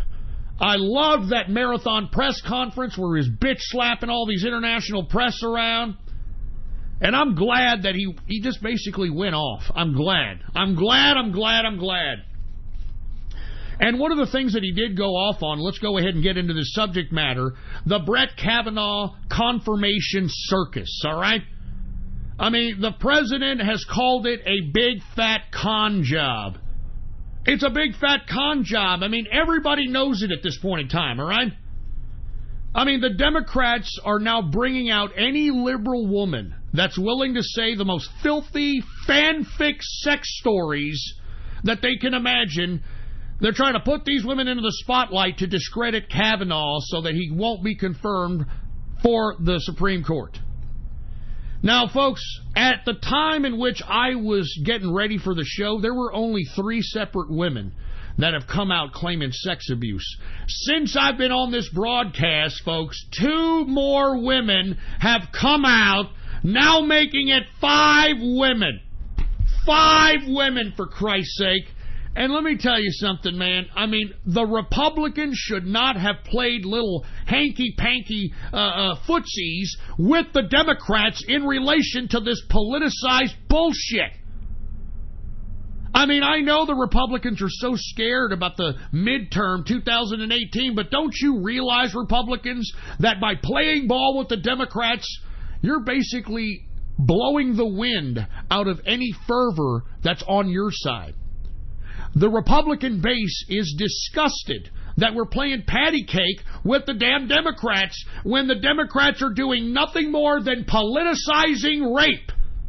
I mean, that's what this Brett Kavanaugh confirmation is all about. The Democrats are politicizing rape. I mean, lest we forget that this woman, the first accuser was a Blasé Ford, lest we forget that this woman put this on an anonymous note that eventually got into the hands of Dianne Feinstein again, and Dianne Feinstein, being the caring woman that she is, sat on this note. She basically sandbagged rape or alleged rape until the last minute before the confirmation vote of Brett Kavanaugh. And as soon as they brought out this accusation, folks, it was a slippery slope where they weren't going to stop. They weren't going to stop with accusers. And I'm glad that the president is coming out and suggesting that this is a big con job, because it is. These women, and look, at least the three that we were investigating, I'm talking about the Inner Circle and True Capitalist Radio chat room. The three, I'm talking about Blase Ford, this Ramirez broad, and the other one that came out today. They're all connected to leftist organizations, or they're connected to Hillary Clinton. I mean, how much more bias do we need, for Christ's sake? This latest one, the third one, and this broad is a part of the deep state.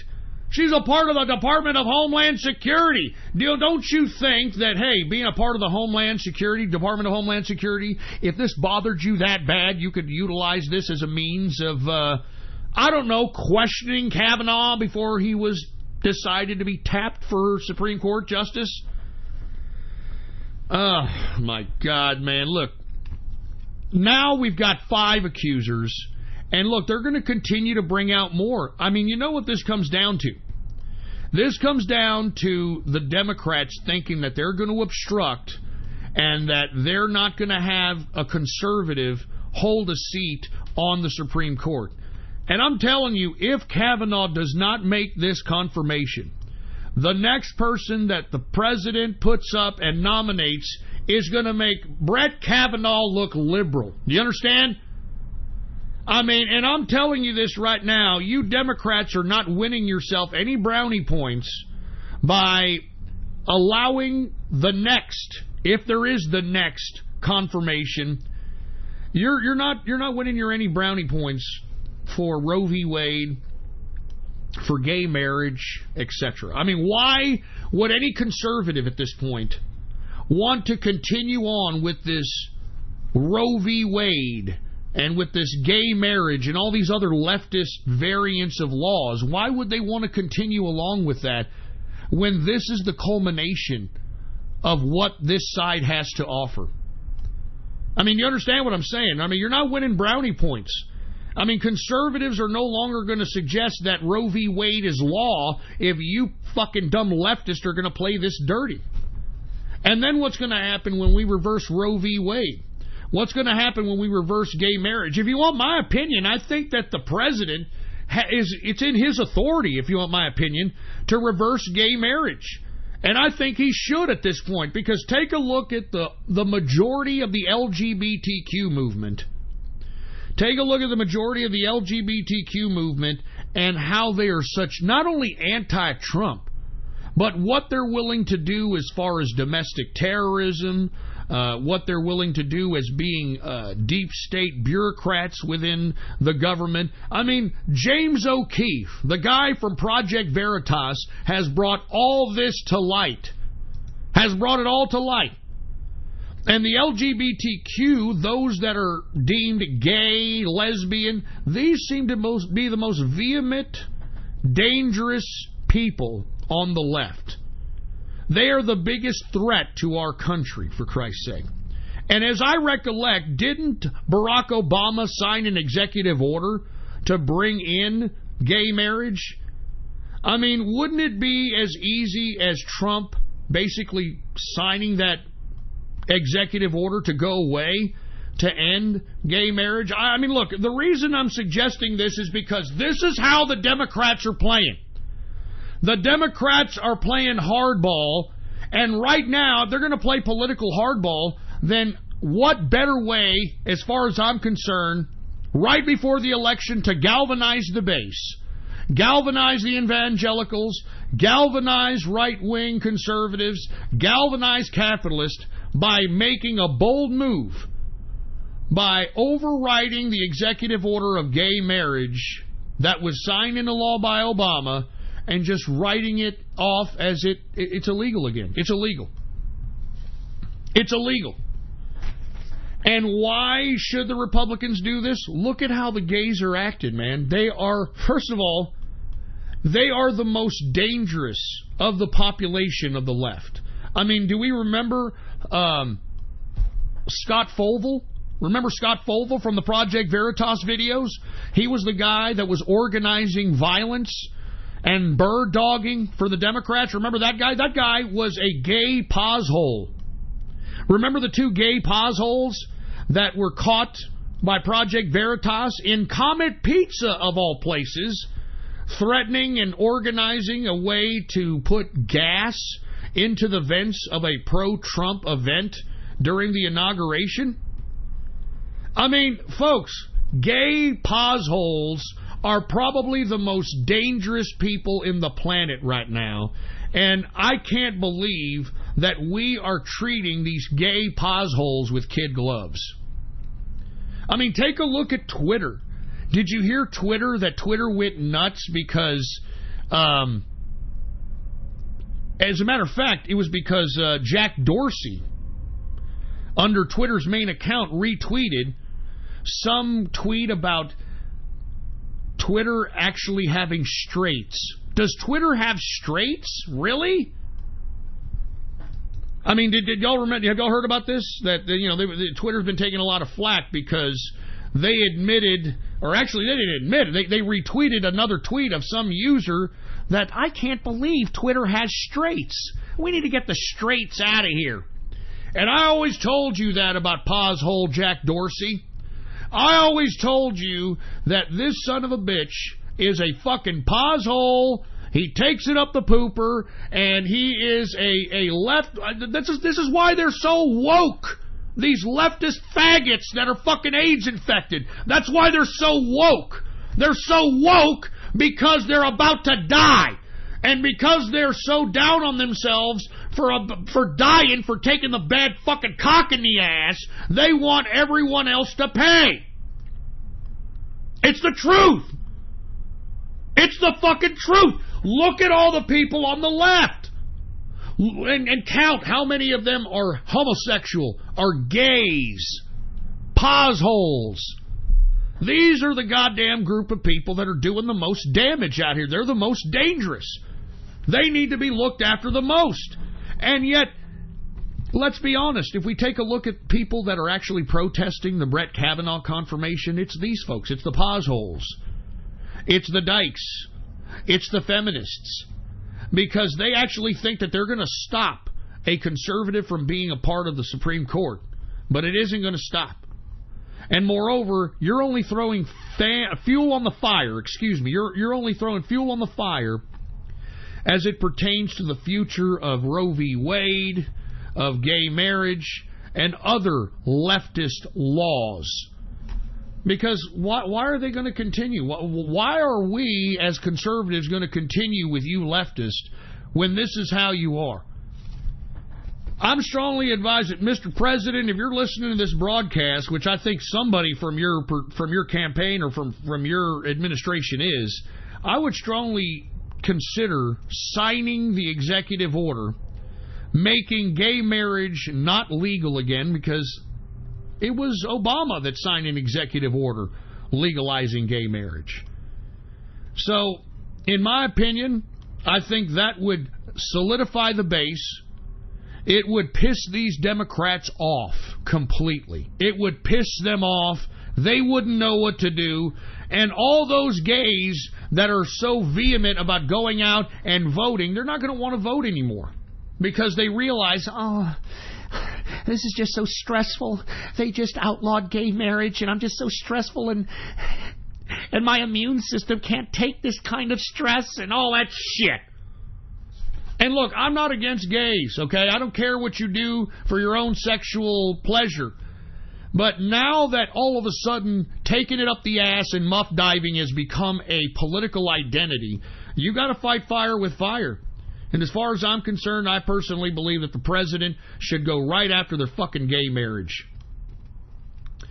I'm not kidding. I mean, this is what we're seeing here. So I don't know what the hell's going to happen with the Brett Kavanaugh confirmation, folks. Now we have five goddamn different supposed people. This is a conservative here. I mean, you couldn't get any more fucking conservative than Brett Kavanaugh. Did you see his interview on Fox News? I mean, this poor son of a bitch admitted that he was a virgin all throughout high school and, quote, many years after college. I mean, this is a fucking conservative, man. And they're finding leftist, liberal, fucking trash hole women that are willing to come out for any political spotlight or money-based purposes, whatever it is, just to say this so that they can prevent Brett Kavanaugh from being a part of the Supreme Court. This is unbelievable. But once again, how is this helping our country whatsoever? I mean, we've got people now on the left claiming that if any woman claims sexual abuse, that they're automatically to be believed. I mean, this is what the left is pushing. And that's why I keep telling each and every one of you that are out there, this 2018 election is very goddamn important. And there is no time to just sit on your thumbs. You got to go out there and do something. Vote. Take as many people as you know to vote. Tell people to vote. Expose the contradictions and expose the lies of the leftists right in their fucking face so they can be demoralized, so that they don't even bother to get up and vote. Do you understand? This is what we have to do. There's no time for trolling. There's no time for memeing. There's no time for this crap. And you know something? I was talking trash the other day about 4chan and about how it's nothing more than, an autistic playground of people that are doing absolutely nothing but memeing and doing juvenile-type bullshit. But thank God some people on 4chan are starting to wake up and realize that if you morons don't get political, then we're going to go into an era that you ain't going to like. I mean, where women can just make accusations about anybody and they are to be believed. They are to be believed without any kind of trial, without any kind of due process whatsoever. This is what is being perpetuated by the Democrats. And this is why this 2018 election is so goddamn important, man. They even dusted off Obama's fruit bowl mulatto ass to come out here and campaign. Oh my God, did you see him? Did you see Barack Obama? And you know what? Look, hey, engineer, get that Barack Obama clip. I want everybody to hear Barack Obama in his speech yesterday when he was campaigning for some Democrat, for Christ's sake. I mean, this shows you, folks, that not only are the Democrats desperate, but I don't think that the Democrats have anything. I think that this blue wave is much to do about nothing. And the reason that I say it's much to do about nothing is because Obama yesterday, I mean, you've got to hear this. I mean, I'm not even kidding around. This is probably the funniest thing I've ever heard Obama say outside of him, doing the stuttering when he was attempting to talk about Trump during the 2016 campaign. I'm not even kidding around. I'm not even kidding, man. All right, here it is. I think the engineer's got it. Do you got it? All right, I think he's got it. Hold on, I think he's got it. Hold on, there's a commercial on. Wait for the commercial and then throw it on. All right, engineer? All right, we got a thumbs up. Listen to Obama here, okay? Now, Obama, he thinks that people are going to want to hear him campaign, but listen to this. This clip here is going to show you, at the beginning, him getting pissed off that young people in the crowd aren't listening to him give a speech about himself. And what you're going to hear after him talking about young people in the audience looking at their cell phone, not paying attention to him, you're going to hear how many times he says, I, me, I, my, me. I want you all to listen to this. And this worked back when this idiot was the affirmative action president, okay? But this doesn't work anymore. And this goes to show you that not even the Democrats are even falling for this shit anymore. It's ridiculous. All right, let's go ahead and play it, engineer. This was Barack Obama yesterday campaigning. Listen to this. At the beginning, you're going to hear him scold young people for looking at their phones, and the rest of it is of how many times he said, I, me, I, my, this fucking egotistical, narcissistic maniac. Play it. Turn it up, engineer. God damn it. What are you doing? All right, here he is playing it. I'm talking to you, young people. You, pay attention. The biggest threat to our democracy is when young people think that it's not about me, I'm just going to look at my phone. I know a man I love. I love me some Bob Casey. I do. He's one of the nicest people I know. A special place in my heart. When I ran for president, he came out for me early, even when some of y'all could not pronounce my name. And when I was not favored to win.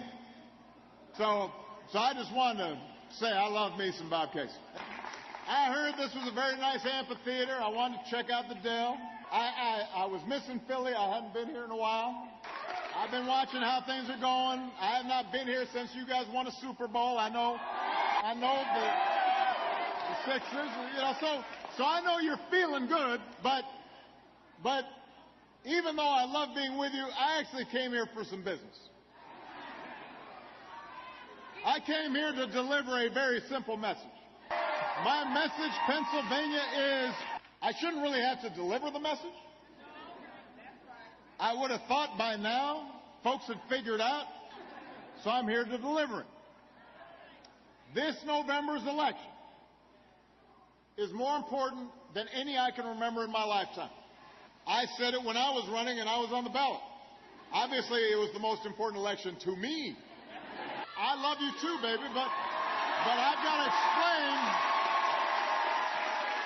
And when I was president, so when you hear right now folks taking credit for this economic miracle, it's like, hold up.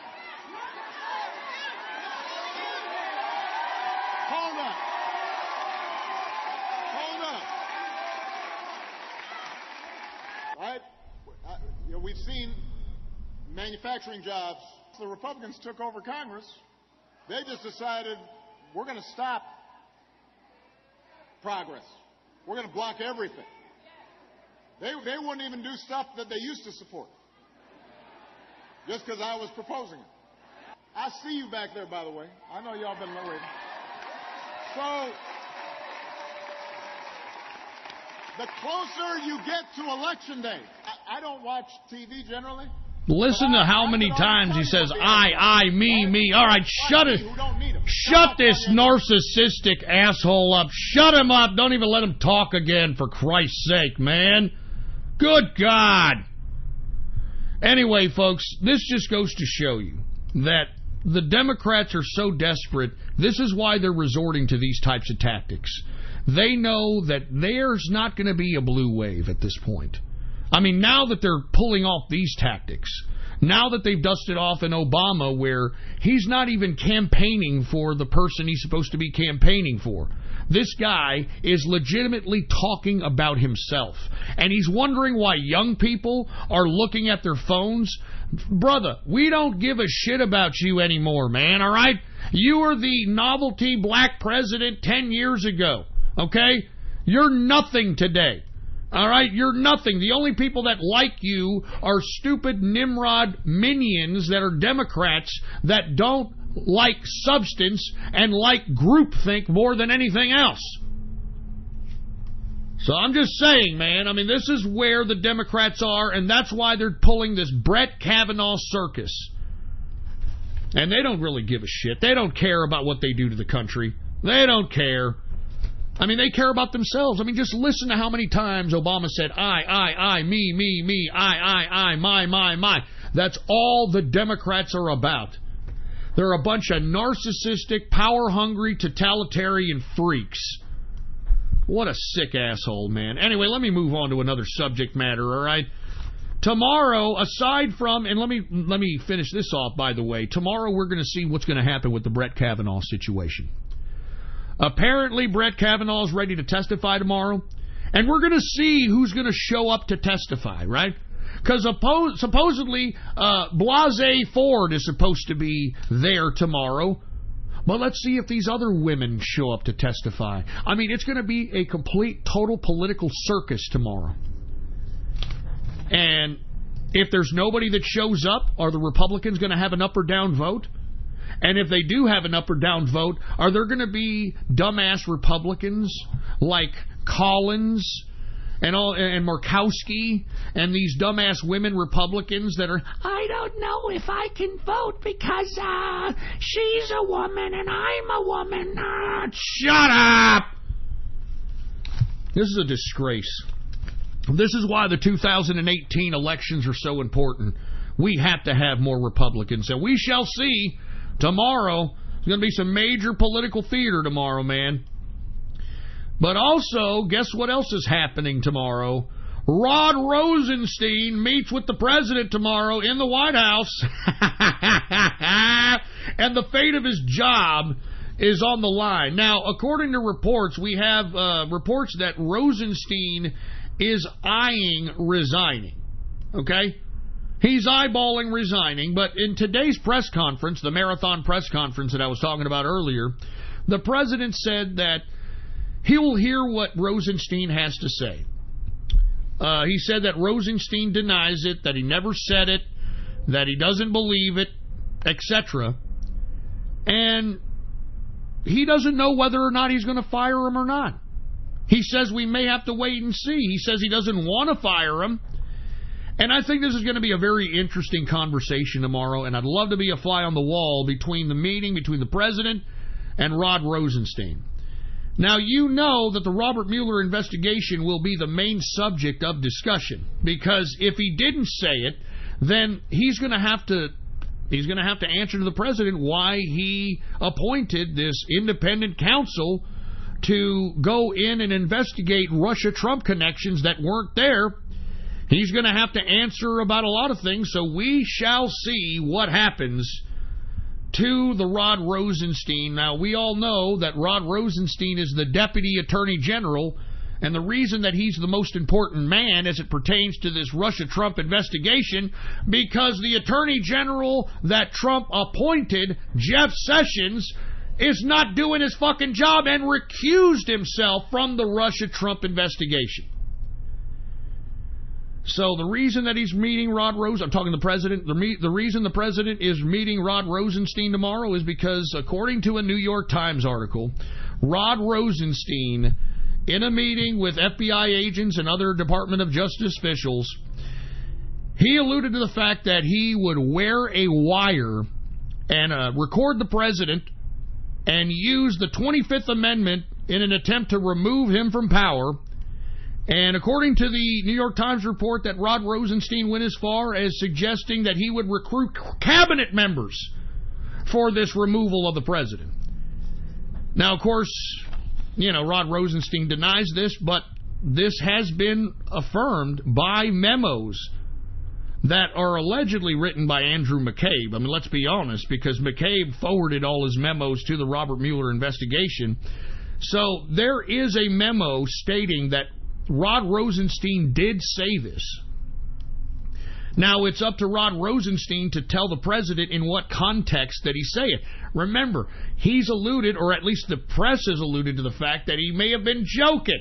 He may have been, we're just joking. What are you talking about? We're not joking. Not even kidding, man. We're just kidding around. We're joking.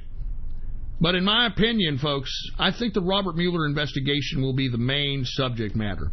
And the only way Rod Rosenstein stays on as Deputy Attorney General is if Rod Rosenstein himself puts the Robert Mueller investigation to an end. And if he doesn't put it to an end, in my opinion, I think Rod Rosenstein's going to resign. And I think that this is what this meeting is all about tomorrow. It's about whether or not Rod Rosenstein stays, even if he did say it about the president. Remember, the president has pretty thick skin. The president doesn't care if you call him an idiot. He doesn't care what you call him, so long as your actions speak louder than words. So long as your actions speak louder than words, that's all that matters to the president. And if Rod Rosenstein gives him the okay tomorrow in the White House meeting that he's willing to drop or put the Mueller investigation to an end, then if you want my opinion, I think that Rod Rosenstein keeps his job. Now, whether or not Rod Rosenstein is going to do that, that remains to be seen. But these are the two big things that are going to happen tomorrow. I mean, if you're a political junkie, tomorrow is the day for you, baby. Tomorrow's the day. Once again, the Brett Kavanaugh hearings, whether or not these women are going to show up and testify, we know that Brett Kavanaugh is, and whether or not Rod Rosenstein is going to keep his job as Deputy Attorney General of the Department of Justice. Very interesting day tomorrow, baby. Thursday is a political day, if I don't say so myself. Good God, I'm already anticipating it, man. I can't wait. Anyway, we're now in the third and final hour, baby, of the True Capitalist Radio broadcast. And, of course, I am your host, the man they call Ghost. And once again, I want to thank everybody for tuning in with me. Before we get started on anything else, I'd like to remind everybody to please spread this show link around like wildfire and let everybody you know across the internets and throughout the world, let them all know that True Capitalist Radio is in effect and in the house, and we are live every Monday, Wednesday, and Friday, 6:30 p.m. Central Standard Texas Time, right here on the official website of the True Capitalist Radio broadcast. And I love being independent now. That's right, folks. Add this to your bookmarks, add this to your favorites, and type in your browser the following: ghost.report. All right?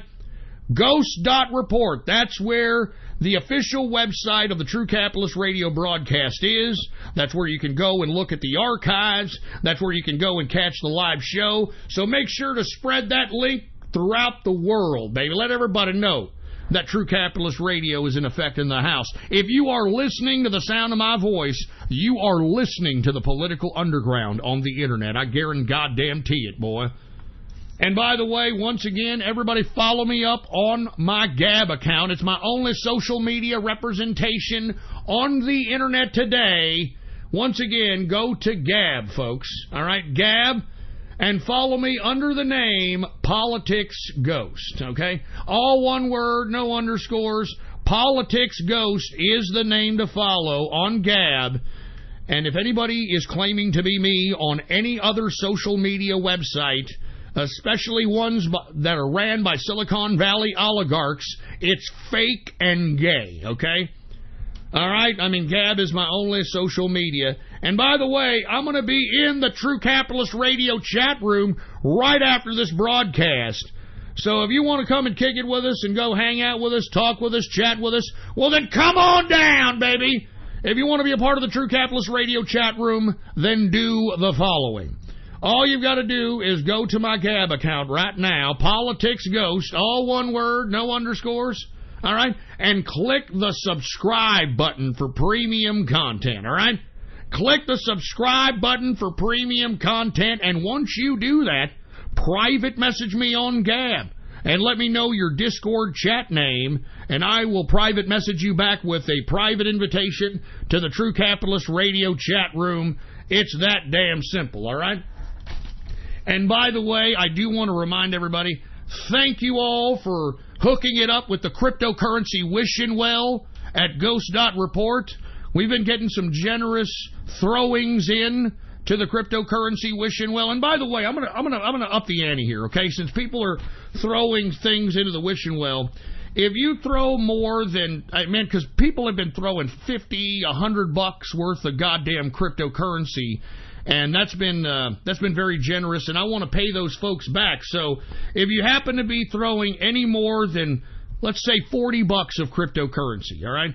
If you throw any more than $40 of cryptocurrency into the cryptocurrency wishing well, let me know, all right? Either private message me or send me an email on ghost.report, whatever the case might be. Let me know, and I will send you, let me see, what am I going to send? How about I send you some production notes? All right, while supplies last. All right, I'll send you authentic fucking production notes that I fucking handwrite myself. All right, because there's a lot of folks out there that are throwing a lot into the cryptocurrency wishing well, and that helps the broadcast. And I want to give something to those that are actually throwing out there into the cryptocurrency wishing well. So anybody who throws a cryptocurrency wishing well Anybody who throws anything in the cryptocurrency wishing well over $40, I'll give them a episode's worth of production notes, handwritten production notes. And I'm going to be honest, I handwrite these production notes on a weird pad. It's like a little small pad. It's not like your regular traditional paper. It's like a little notepad, but all the notepads are $100 bills. Well, at least they have a $100 bill printing on the back of it. So you'll have my chicken scratch handwriting production notes for all those that donate more than $40 into the cryptocurrency wishing well. And you can get to the cryptocurrency wishing well by going to ghost.report, okay? Ghost.report. And while supplies last, because I think I may have 50 to 60 production notes. I don't have that much. Remember, I just started taking this when I started the broadcast on Ghost.report. So I'm just saying, I'm just trying to give people, there's been a lot of people that have hooked it up in the cryptocurrency wishing well, and I'm trying to pay it back. So if you're one of those folks that threw in more than $40, let me know. Show me the transaction. Let me know what's going on, and I'll send you some of these production notes, man. Just saying, all right? Handwritten by Ghost himself here, man. Anyway, now that I got... Oh, yeah, and by the way, you can get to the cryptocurrency wishing well by going to ghost.report. Click the cryptocurrency wishing well, and once you do, go ahead and throw any cryptocurrency into any one of those wallets. And once you do, if it's over 40, let me know. I'll hook you up. Now that we got that all out of the way, let's continue going on, okay? And the reason I say over 40 is because, man, we've been having people... I had somebody here recently throw 50 goddamn quantum at me, man. 50 quantum. I wish I could give that person, whoever the hell that was, some damn production notes. I had somebody else give me about $100 worth of Ethereum. And it's like, man, I got to give... I want to give you something, baby. Come on, man. You know what I'm saying? So anyway... I'm just offering that as a means of at least saying a thank you to those that are out there doing it, man. I really appreciate it. You're aiding in the continuity of this broadcast because, once again, I really don't make much money off this broadcast, man. I really don't. I'm doing this because of the 2018 elections, and I'm doing this because of Donald Trump, and I'm doing this because I want to plant capitalist seeds, and I want to make sure that there's more capitalists out there, and not everybody that is just subjected to this dumb, mummified thinking of being an ignorant leftist piece of egotistical, ignorant trash. So anyway, with that being said, thank you guys. I appreciate it. If you do happen to throw more than $40 into the cryptocurrency wishing well, let me know. I'll hook you up with some fucking production notes, man. And I think I've got them as far back as about 520, episode 520, I think. I'm not too sure. I got to look back. I got a whole shitload of them. Anyway, let's move on. Thank you guys for listening to that portion of the broadcast. We're in the third hour.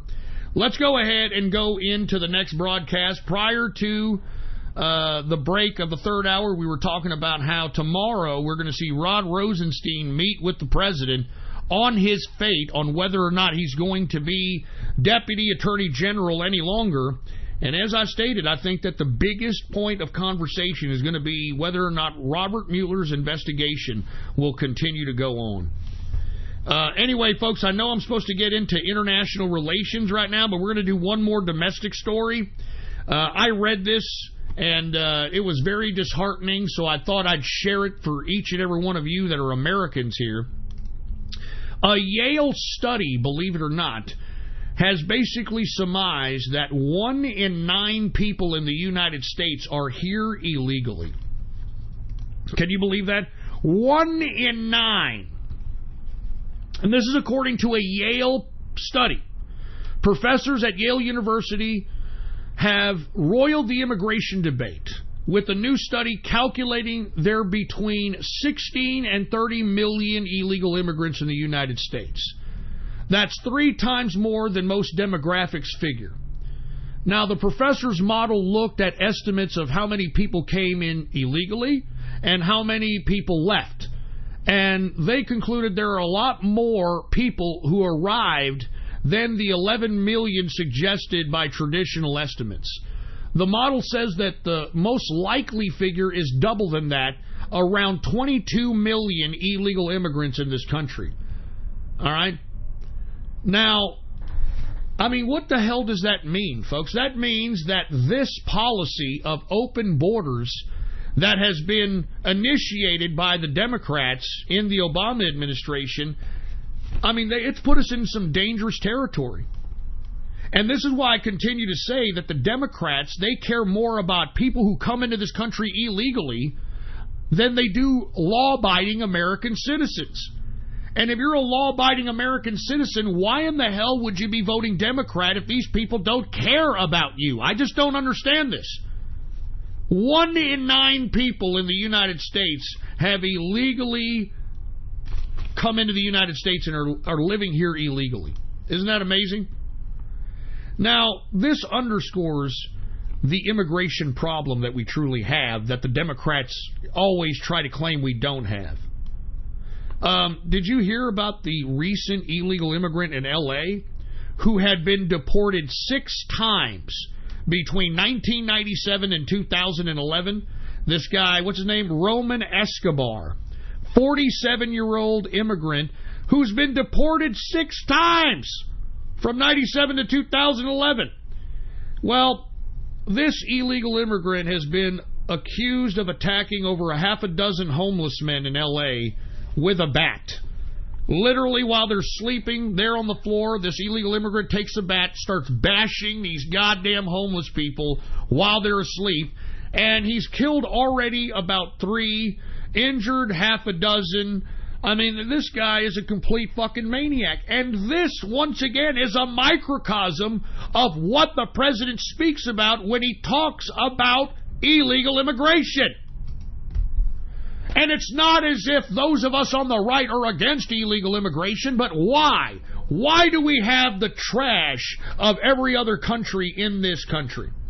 Why are we accepting the lowlives of other countries to be accepted in this country? Why are we accepting people that are not going to make our country better and are going to be a burden on our country? Why are we accepting these people? Because the Democrats want their vote.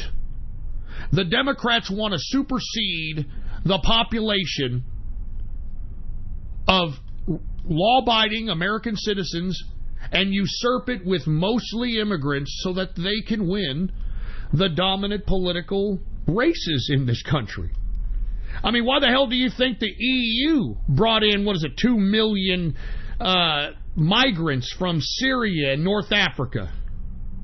I mean, you people are being replaced in Europe. That's what the Democrats want to do here. I mean, I can't believe you Democrats can't see that writing on the wall. I mean, right now in Europe, all right, Europe is being overtaken by wild Yehudis that they accepted into their country with open arms. I mean, lest we forget, it's not as if the Europeans were reluctant on accepting these migrants. They accepted them with open arms. And how did those migrants reciprocate? They're taking over, conquering, pillaging their country. And that's what the Democrats want to do here. That's why the Democrats care more about illegal immigrants than they do about law-abiding citizens. And the actions of Democrats speak louder than words, folks. I mean, look at how much effort and energy and time the Democrats put in to that ridiculous child separation immigration garbage. They went down to the border. They made sure that cameras in their face. How come they're not out there in the middle of Chirac, Chicago, which had like 90-something shootings this past weekend? How come they're not out there helping American black folk out of that particular situation? How come they're not highlighting the strife that's happening to American people?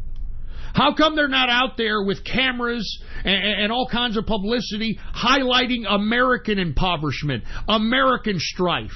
Because, folks, I'm telling you this right now, a vote for the Democratic Party is a vote for pro-illegal immigrants to settle in this country. It is a vote for open borders. It is a vote for entitlements for illegal immigrants. It is a vote for pro-criminality. It is a vote for the sexualization of children. That's what Democrats stand for. You can't debate that. These are facts. These are fucking facts. So if you are for the Democratic Party in 2018, you hate this country. If you're voting for the Democratic Party in 2018, you're pro-immigrant. You're pro-criminal. You are pro-sexualization of children. And you can't tell me I'm lying. You can't tell me I'm lying because these are facts. This is the truth. I mean, I'm tired of pussyfooting around with this crap. And what, we're just going to accept this now? 1 in 9 people in the United States are living here illegally? We're just supposed to accept this? Man, folks, this is why this fucking 2018 fucking midterm is so fucking important, man! Do we want open borders or no? I mean, I'm telling you right now, if, just like the president said, if we have no borders, we have no country! And if we have no country, what are we living in? We're living in global communism. And I'm not going to fucking live in that. I sure as hell ain't going to do it. So, folks, what the 2018 vote means is whether or not we're going to have a border wall. Whether or not we're going to have borders. Whether or not we're going to have immigration reform. And by God, America needs it, for Christ's sake. Even the president can't believe the obnoxiousness of our immigration policy. I mean, chain migration, the lottery system, the immigration lottery system. Are you kidding me? Much like the president has been promoting throughout his 2 years as being president, we need a merit-based system. We need to make sure that people that come into this country are not going to be a burden to this country. Moreover, we want to make sure that people come to this country, love this country. I mean, there should be no fucking reason why the United States must oblige other people's religious idiosyncrasies when you've got Americans who can't even pray before a football game in high school. But by God, have women come in with beekeeper suits and hijabs and burqas. Oh, we're not supposed to say anything about them because of their religion. Bullshit. Bullshit. You either oblige our secular way of life, take off that fucking burqa, take off that fucking hijab, take off that fucking turban, take off that garb, and start obliging and assimilating to our society. And if you can't, then get the fuck out of the country! If you can't assimilate into our civilization, then get out of the country. There should be no reason why an American should accept something like a hijab in the middle of a grocery store. I mean, you morons understand that a hijab is oppression against women. You know, I talked in the beginning of this broadcast about how, you know, women have pretty much... They've pretty much corrupted the social landscape of this country, you know. But in my personal opinion, since you've got feminists and leftists that are always so pro-Jehudi, doesn't it kind of strike you odd that you've got feminists that are pro-jihadist, pro-Muslim, and Muslims subjugate their women to the point where when they're born, they cut their clitorises off so they don't have any sexual gratification? Hey, I don't mean to be the bearer of fucked up news, but it's the truth. In the Muslim world, they cut the woman's clitoris off as they're a baby so they can have sexual gratification so that they're okay and accepting of their subjugation. They're okay and accepting of the burqas and the beekeeper suits and the hijabs. Now, why would any pro-feminist, why would any leftist sit here and be down and be side by side with a group of people that oppresses their women? Because in my opinion, folks, in my personal opinion, I think that these feminists want to be forcibly submitted. They want somebody to forcibly submit them into their place.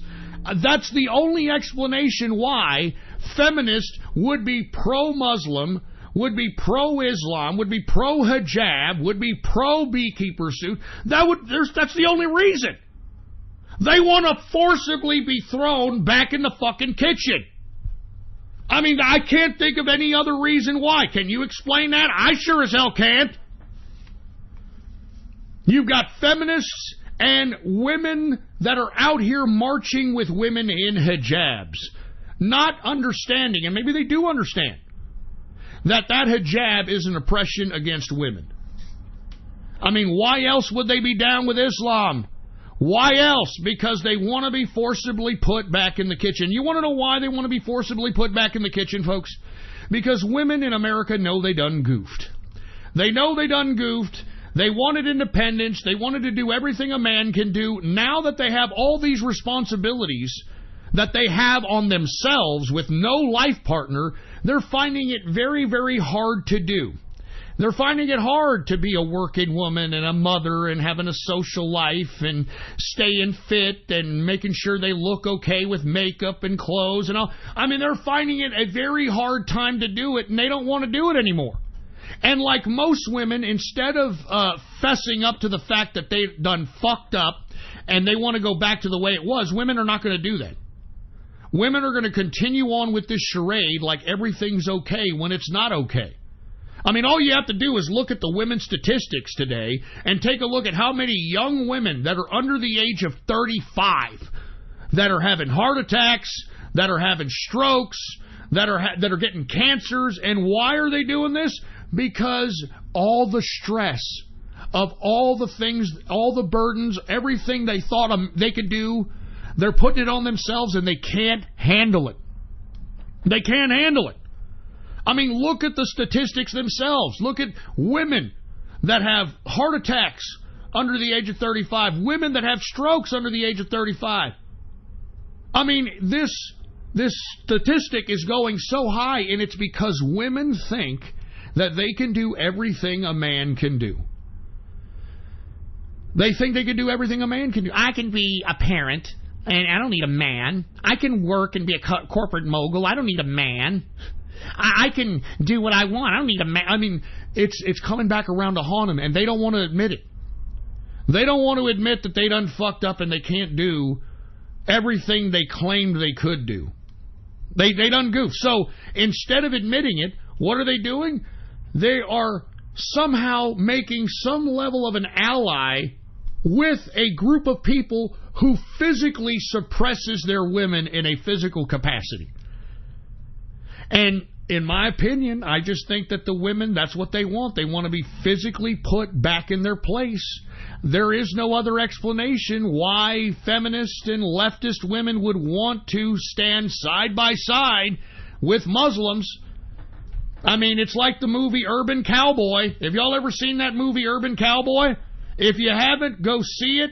That's women in America right fucking there. All right? It's ridiculous. It's stupid. And I'm tired of playing these games. That's why I'm telling gentlemen out there, don't even bother with these Western women. Just import women from elsewhere. All right? Just import women from elsewhere. And I guarantee you, this open borders bullshit that these women are touting today, if enough women are being substituted by women from out of the country, and you've got men in America that are now marrying women from elsewhere and importing them into America, you will find that these women will be anti-immigrant very fast. I'm not joking. I mean, do it. Watch what happens. All right, because there are women out there, folks. There are women out there that want traditional families. There are women out there that don't believe in divorce. There are women out there that believe in monogamy, but they're just not in America. I mean, unfortunately, we have a woman-dominated country in this country, and all we are hearing is women suggest to other women advice that is going to do nothing but screw up their lives. And I think they do it on purpose. I think feminism in America purposely tells women a path that is going to put them in a very depressed and lonely state so that they can continue to have them pissed off, so these women can justify going out to the Million Woman March, so they can justify hating men, so they can justify lying about being raped, so they can justify these things because women are bitter, they're lonely, they're fat, they're ugly, and this is what makes for a disgusting, miserable person. Anyway, folks, let me move on because we're almost running out of time, and I got a whole freaking bunch of freaking production notes to still go through here. Let's get to the international relations news now, shall we? Because we sure as hell don't want to talk about stupid American women out here. Let's talk about Iran. Now, we all talked about on Monday that Iran got hit up in their own military parade in their own country by ISIS. You know that? And I told you guys this. I told you guys this for the past several months, that ISIS is no longer going to hit up U.S. targets because ISIS is the United States black operation creation. Once again, goes back to the Mujahideen, the Russia-Afghan war. Now, because we have a new president and a new philosophy of international relations, ISIS is now going to be attacking our foes. And that's exactly what happened in Iran here this past Saturday when they had their military parade. It was hit up by 4 gunmen, killed 29 people, injured 60. And not only did it happen in Iran, not only did it happen during a military parade, but it happened at one of their big-time oil fields. I mean, the city that this happened in, this is where their major oil field is located. So this was a message to Iran. Aside from Iran being hit up in their own country, being hit up by guns that they probably can't account for, and finding enough people in Iran to conduct such an operation, they are now scared shitless that their oil fields could be targeted at this point in time. And if you want my opinion, I think that's what the message was truly when it comes to this attack that happened in Iran during the military parade. Now, Iran's response, the president of Iran, Rouhani, or whatever the fuck his stupid fruit bowl turban wearing name is, he automatically blamed the United States, Saudi Arabia, and Israel. But today, the Ayatollah, the supreme leader, came out and specifically blamed Saudi Arabia and the UAE for the attack that happened this past Saturday at that military parade. The UAE, the United Arab Emirates, and Saudi Arabia. Now, after the Ayatollah had suggested that there were these 2 countries that sponsored or somehow collaborated in creating this attack on the military parade, Iran has put out a video today threatening missile strikes in the UAE and Saudi Arabia. I mean, you know, Iran, why are you doing this? Why are you putting out videos threatening missile strikes at UAE and Saudi Arabia? Why don't you just do it? I mean, if you're that serious about it, if you're flexing that much nuts, if you think that you've got that much power, why don't you do it, Iran? Because you can't.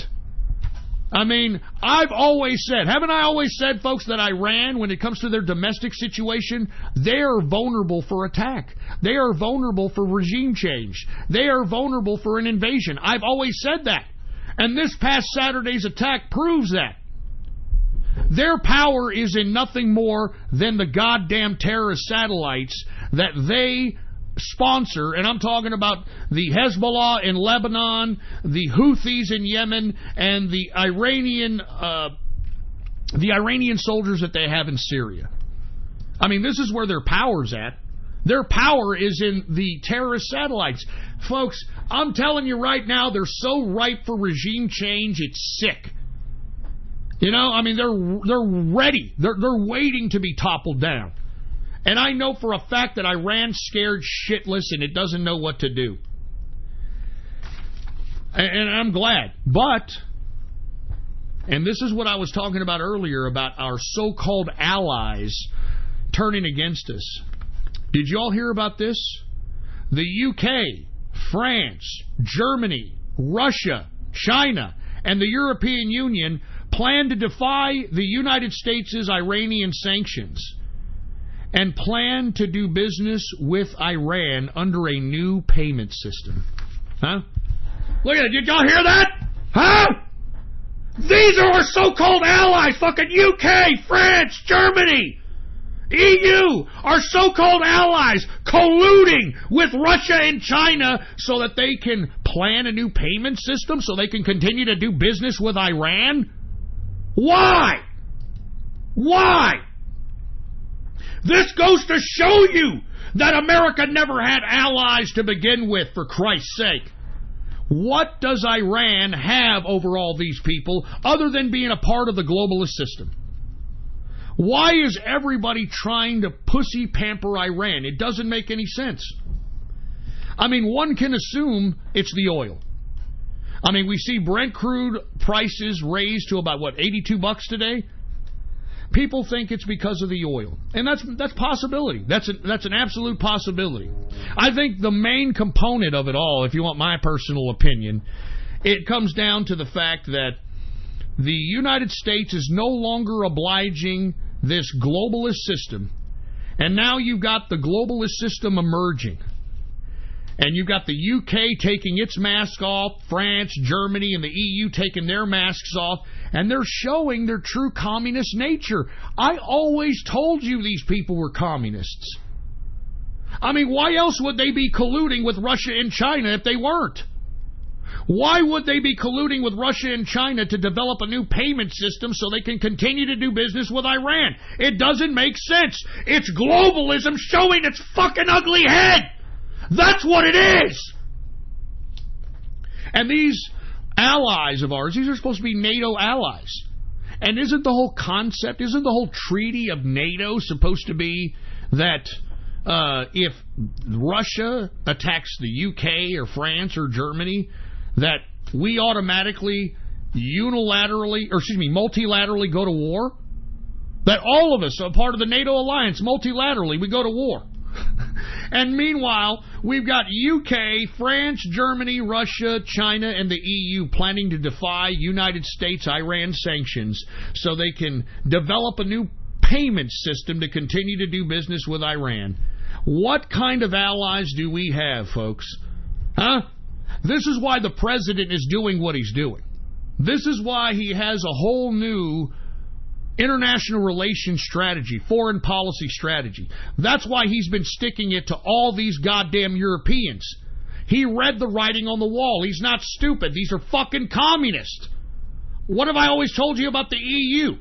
The European Union. What was the last country to call itself a fucking union? The Soviet Union. The first communist nation state. I'm telling you, folks, this is what it is, and you people in America need to wake up. You need to wake up and be appreciative of the freedoms that you still have.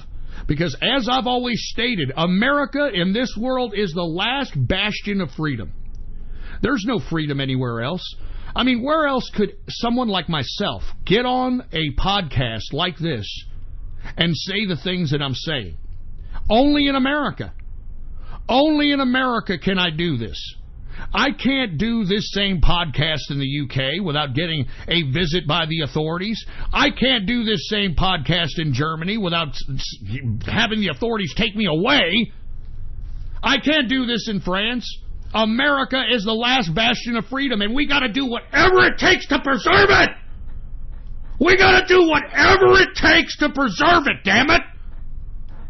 And I don't think there's enough people taking it serious. The Bill of Rights, the Constitution, you need to take it serious, man. It's the only thing that keeps you free, you ungrateful fucks. And this is why you've got this globalist infrastructure trying to go against the United States. Globalism doesn't want freedom. Globalism is communist in nature. Do you understand that?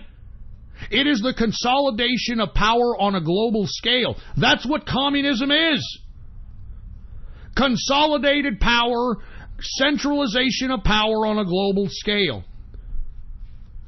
And by God, we're not going to go that direction. America is not going to go that direction.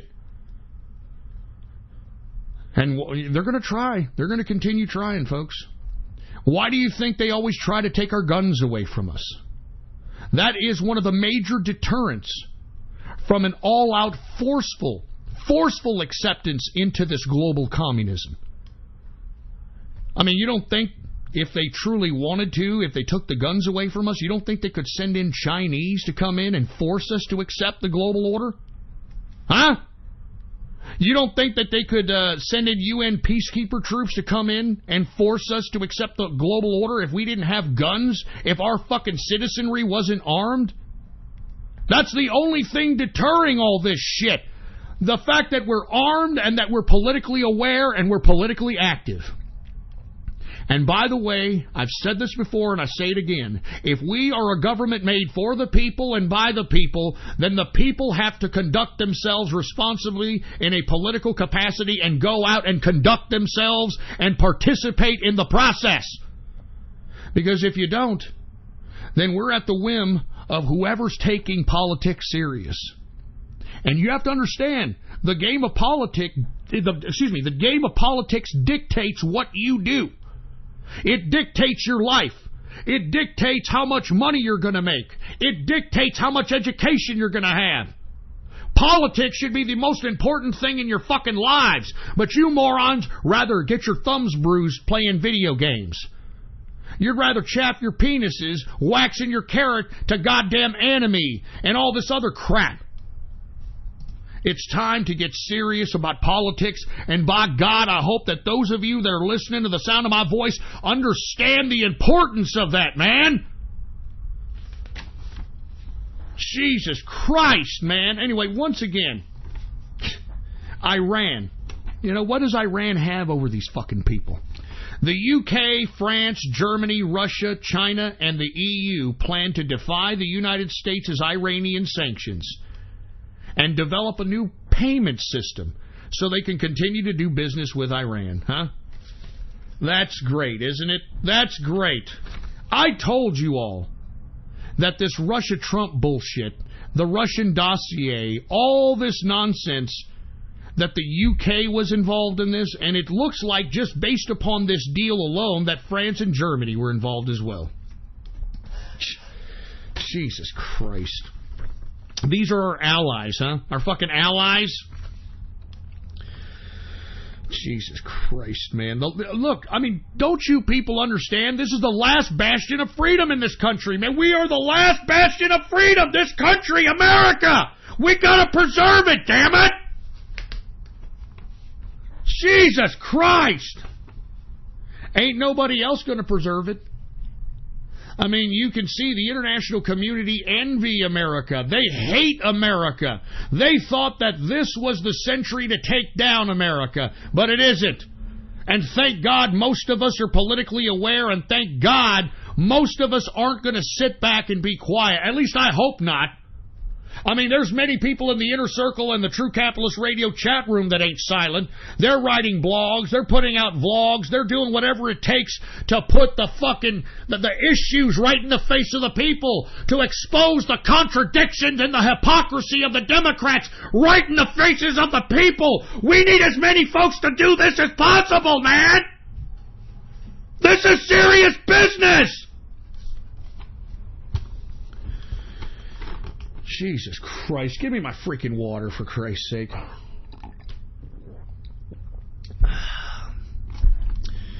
Anyway, folks, let me move on. I talked about this earlier in the broadcast, how the United States has accused China of election meddling. And, of course, China ain't very happy about that. But if you want my opinion, folks, I think we're getting closer and closer to a Cold War with China. And if you don't know what the Cold War is, I would strongly advise you to look up that definition, because that's exactly where we're headed when it comes to the Chinese. Now, we're getting closer and closer to a Cold War, and the reason I say this is because yesterday, China denied a U.S. warship to dock in the Hong Kong ports. Hong Kong. You know, Hong Kong is supposed to be favorable. It's supposed to be more westernized. It just goes to show you that China is trying to clamp down on Hong Kong. Now, after China denied our warship from porting in Hong Kong, the United States decided to fly some bombers over the South China Sea to flex nuts to show these Chinese that we ain't messing around. And moreover, we're not going to fuck around either. I mean, you want a war, you want a Cold War, we'll take you goddamn egg roll eaters to goddamn war, for Christ's sake, man. All right? And I think this is great. I think this is great because we built China. I mean, that's what the president even said in that marathon press conference today, that we built China. $600 billion in a trade deficit on an annual basis. I mean, they're building skyscrapers. I mean, just like the president today. I mean, the goddamn Chinese are building like 12 gigantuan bridges. And here we are, we haven't built any of that shit. We can't even maintain the integrity of our current infrastructure. I mean, it was the United States' consumption that created China.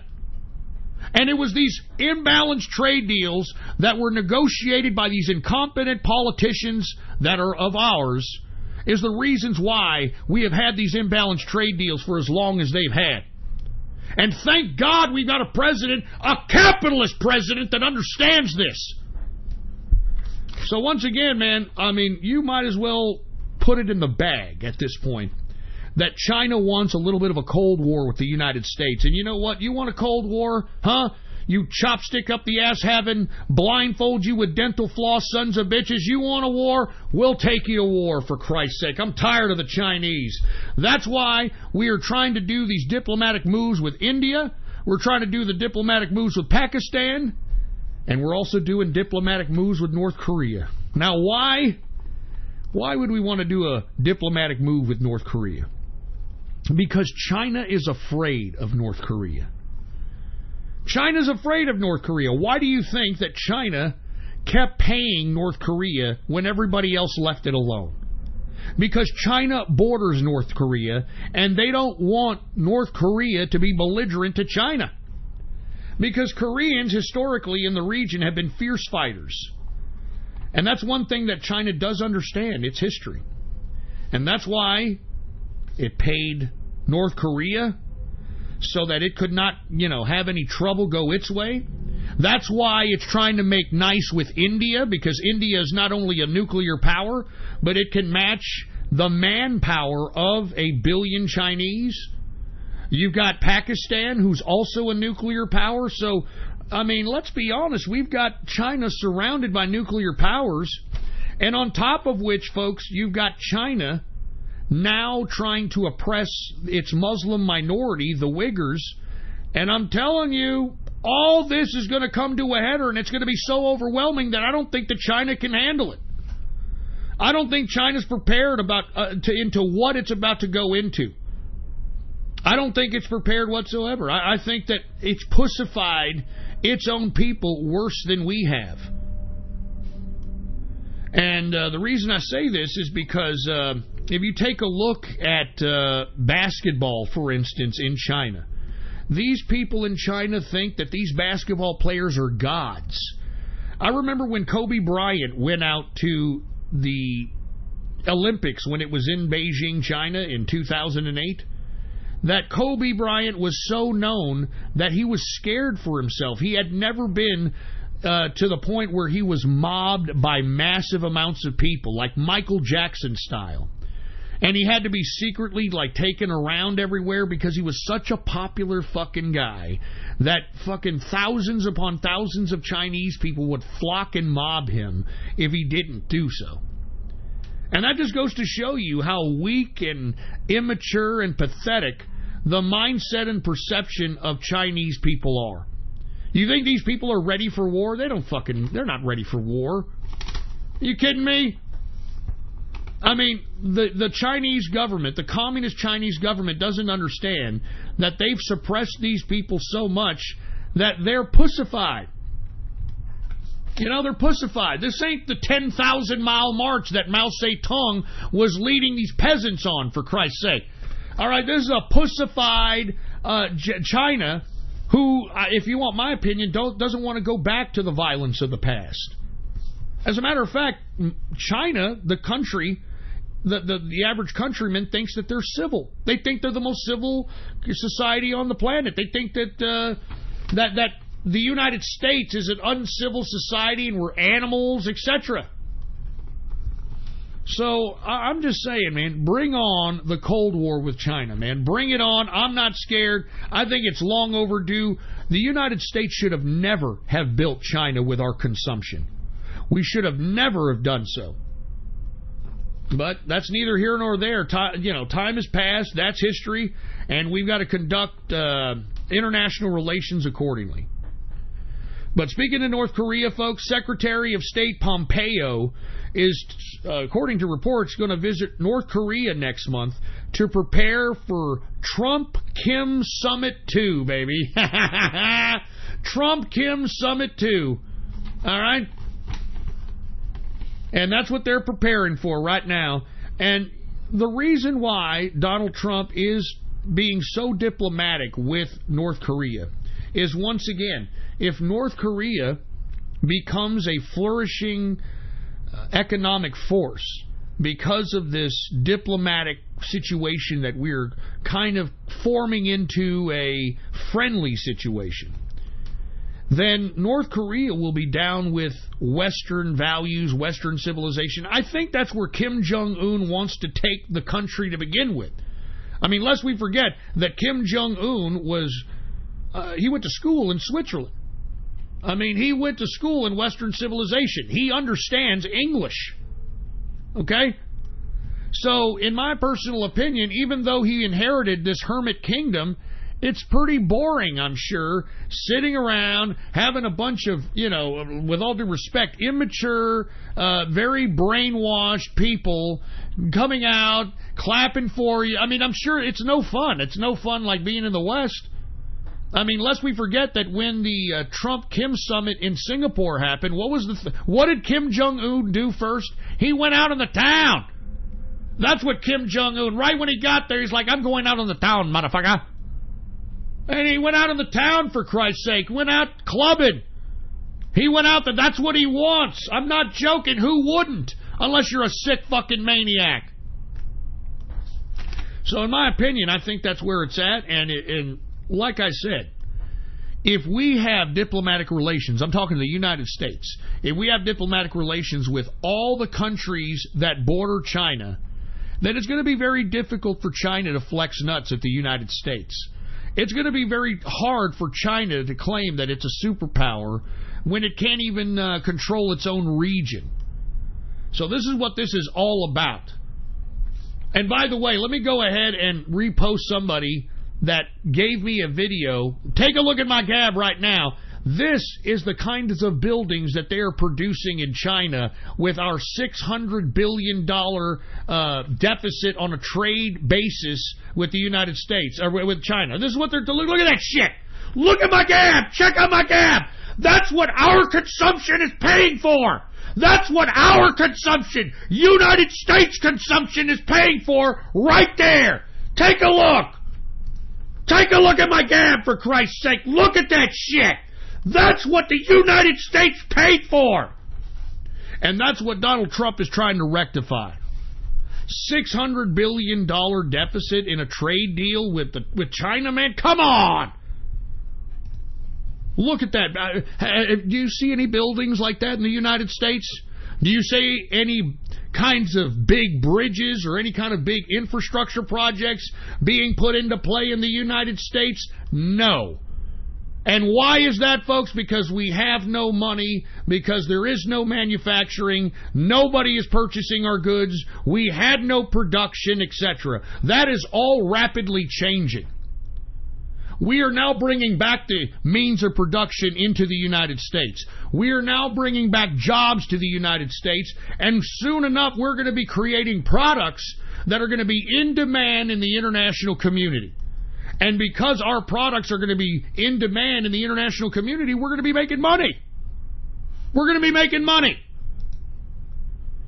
So once again, check out my Gab account right now. Take a look at that building. These are the kinds of buildings that China's building with our money. And what? We're supposed to just continuously give them $600 billion a year in a trade deficit? Is that what you people that are in opposition to this trade war with China, is that what you're proposing that we continue to do? We continue to give them $600 billion? Get the hell out of here, for Christ's sake. And, oh yeah, by the way, Russia is flexing its nuts also, right? Ah, yeah, the fucking Ruskies, of course. Of course, although they haven't been talking that much smack as of late. Haven't you noticed that?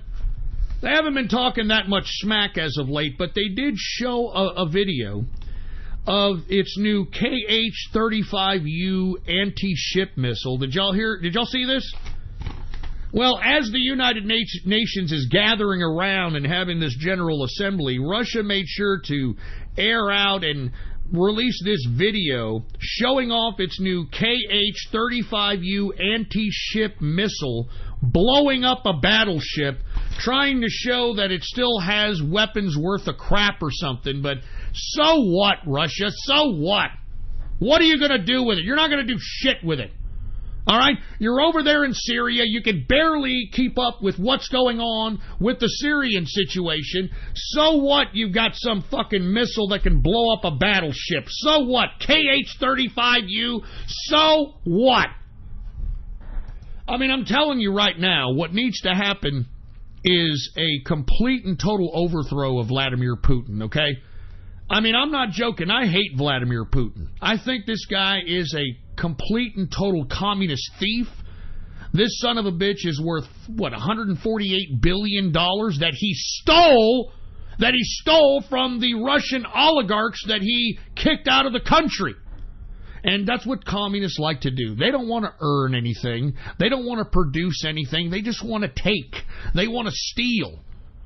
They want to finagle. They want to scam. That's communism. And that's what Putin did. Putin, you know, he made everybody believe that he was some kind of a strong man, that he was some kind of a big Stalin-esque type of a leader, when in actuality all he was a fucking thief. And if you don't believe me, why don't you Google how much Vladimir Putin is worth? And it'll show you $148 billion while his own people are starving, while he's... And look, I mean, he really done goofed when he claimed that he was going to cut back on pensions. Oh, man, that pissed off the last remaining group of people that actually support Putin, and that's the older people. I mean, you're going to cut old folks' pensions while you're sitting there with $148 billion there, Putin? And I'm telling you, domestically, folks, he has been jailing and has been killing as many people as he possibly can to stay in power. And you can only jail so many people. You can only kill so many people. But the only reason that he's still around, folks, I'm going to be honest, is the international media. The international media is putting Putin on a pedestal like he's untouchable, which, of course, gives a lot of pride to these simple, mouth-breathing, cockeyed Ruskies that are out here, and that's why he's still in power. He's bringing respect and honor, at least that's what it's interpreted by the mainstream media's coverage, to Russia. Oh, the Russian hackers, and oh, Russia, it meddled in our elections, and oh, Russia this and Russia that. I'm telling you, Putin needs to be overthrown. I'm not even kidding, man. What a disgrace to Russia. And I'm telling you, the Russian people would be a hell of a lot happier if Vladimir Putin didn't wake up tomorrow. You know, I mean, he's a despicable, pathetic waste of life. I don't like Vladimir Putin. I don't like him.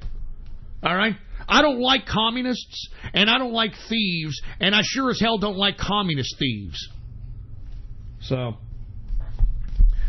anyway, folks, that's about it for this Wednesday edition of the True Capitalist Radio broadcast. All right, let me take a sip of water here.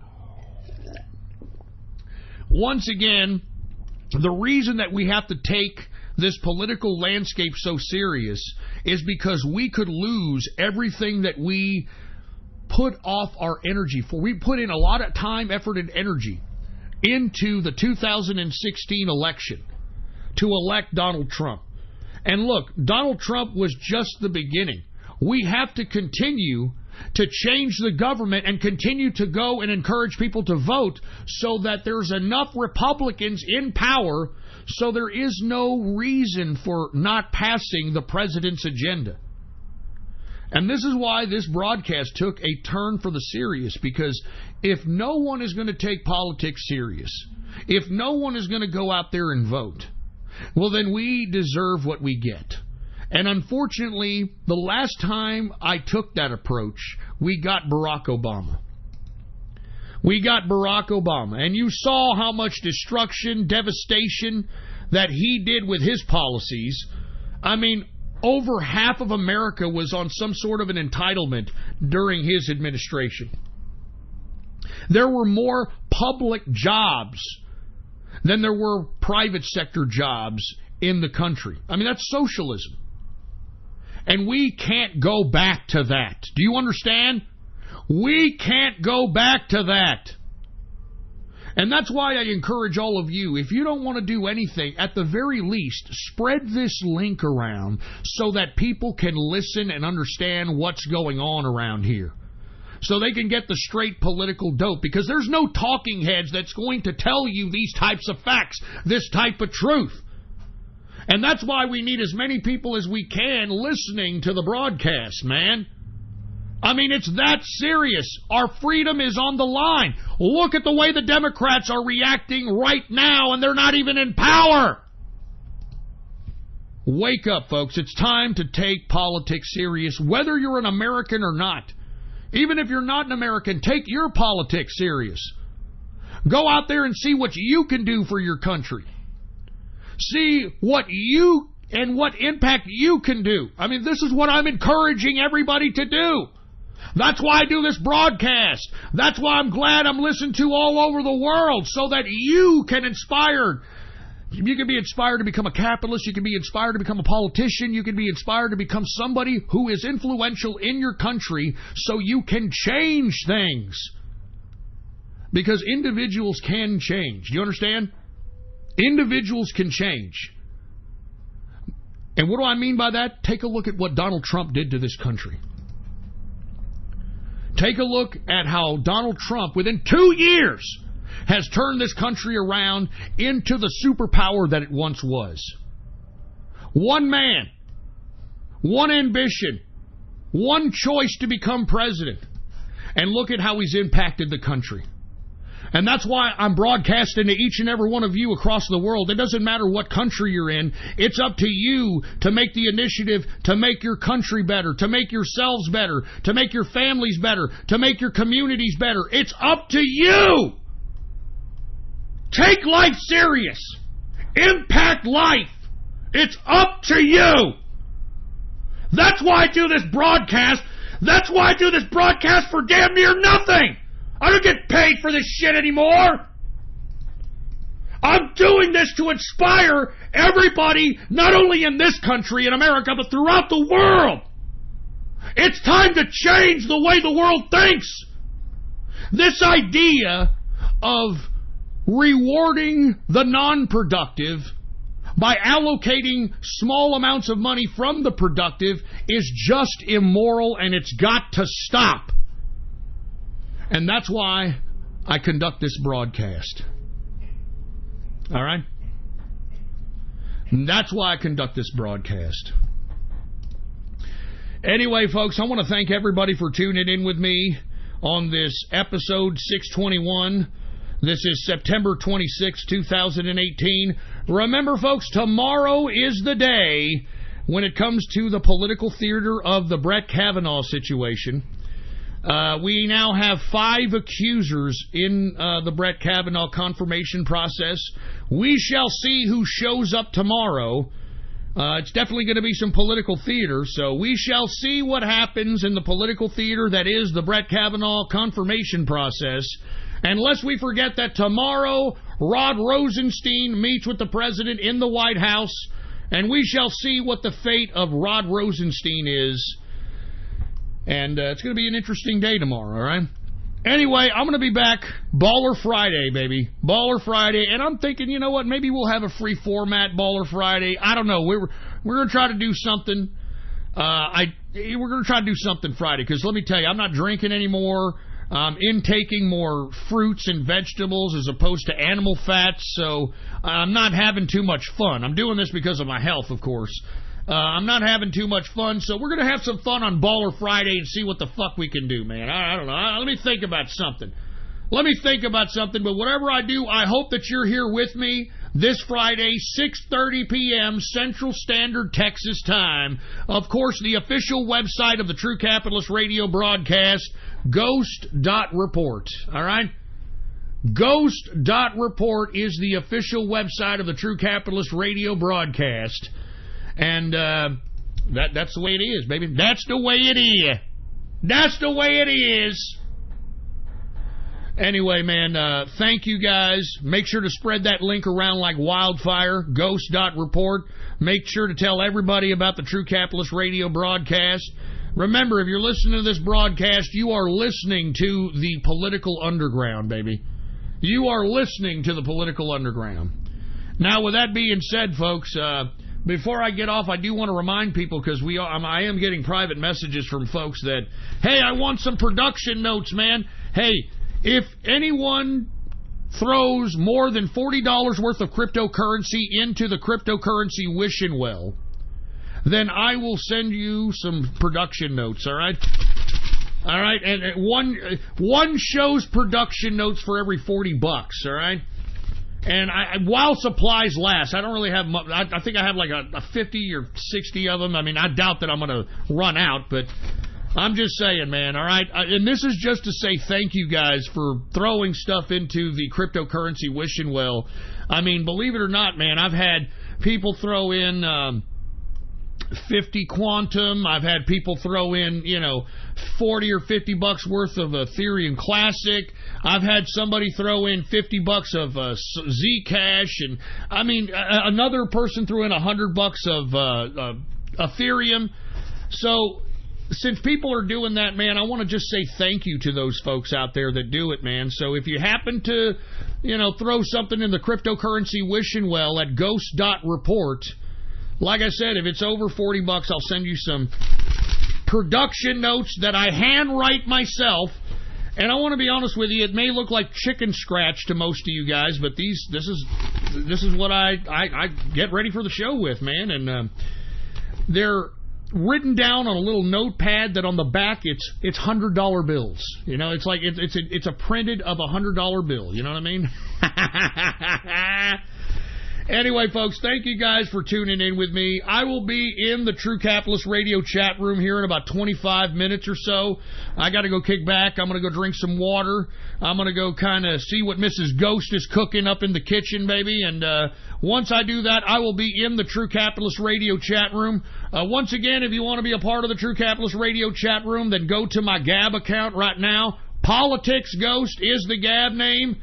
Politics Ghost, all one word, no underscores. And when you get there, click the subscribe button for premium content, all right?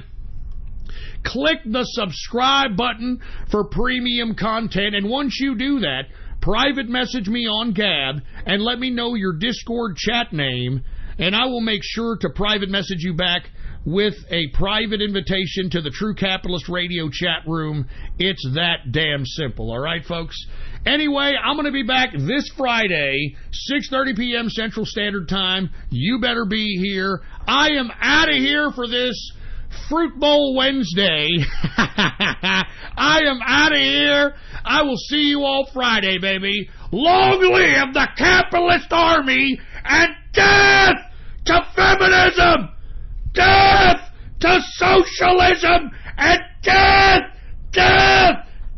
to communism. You're goddamn right. You better be here for a Baller Friday this Friday, 6:30 p.m. You better be here, boy. I'm out of here. Woo!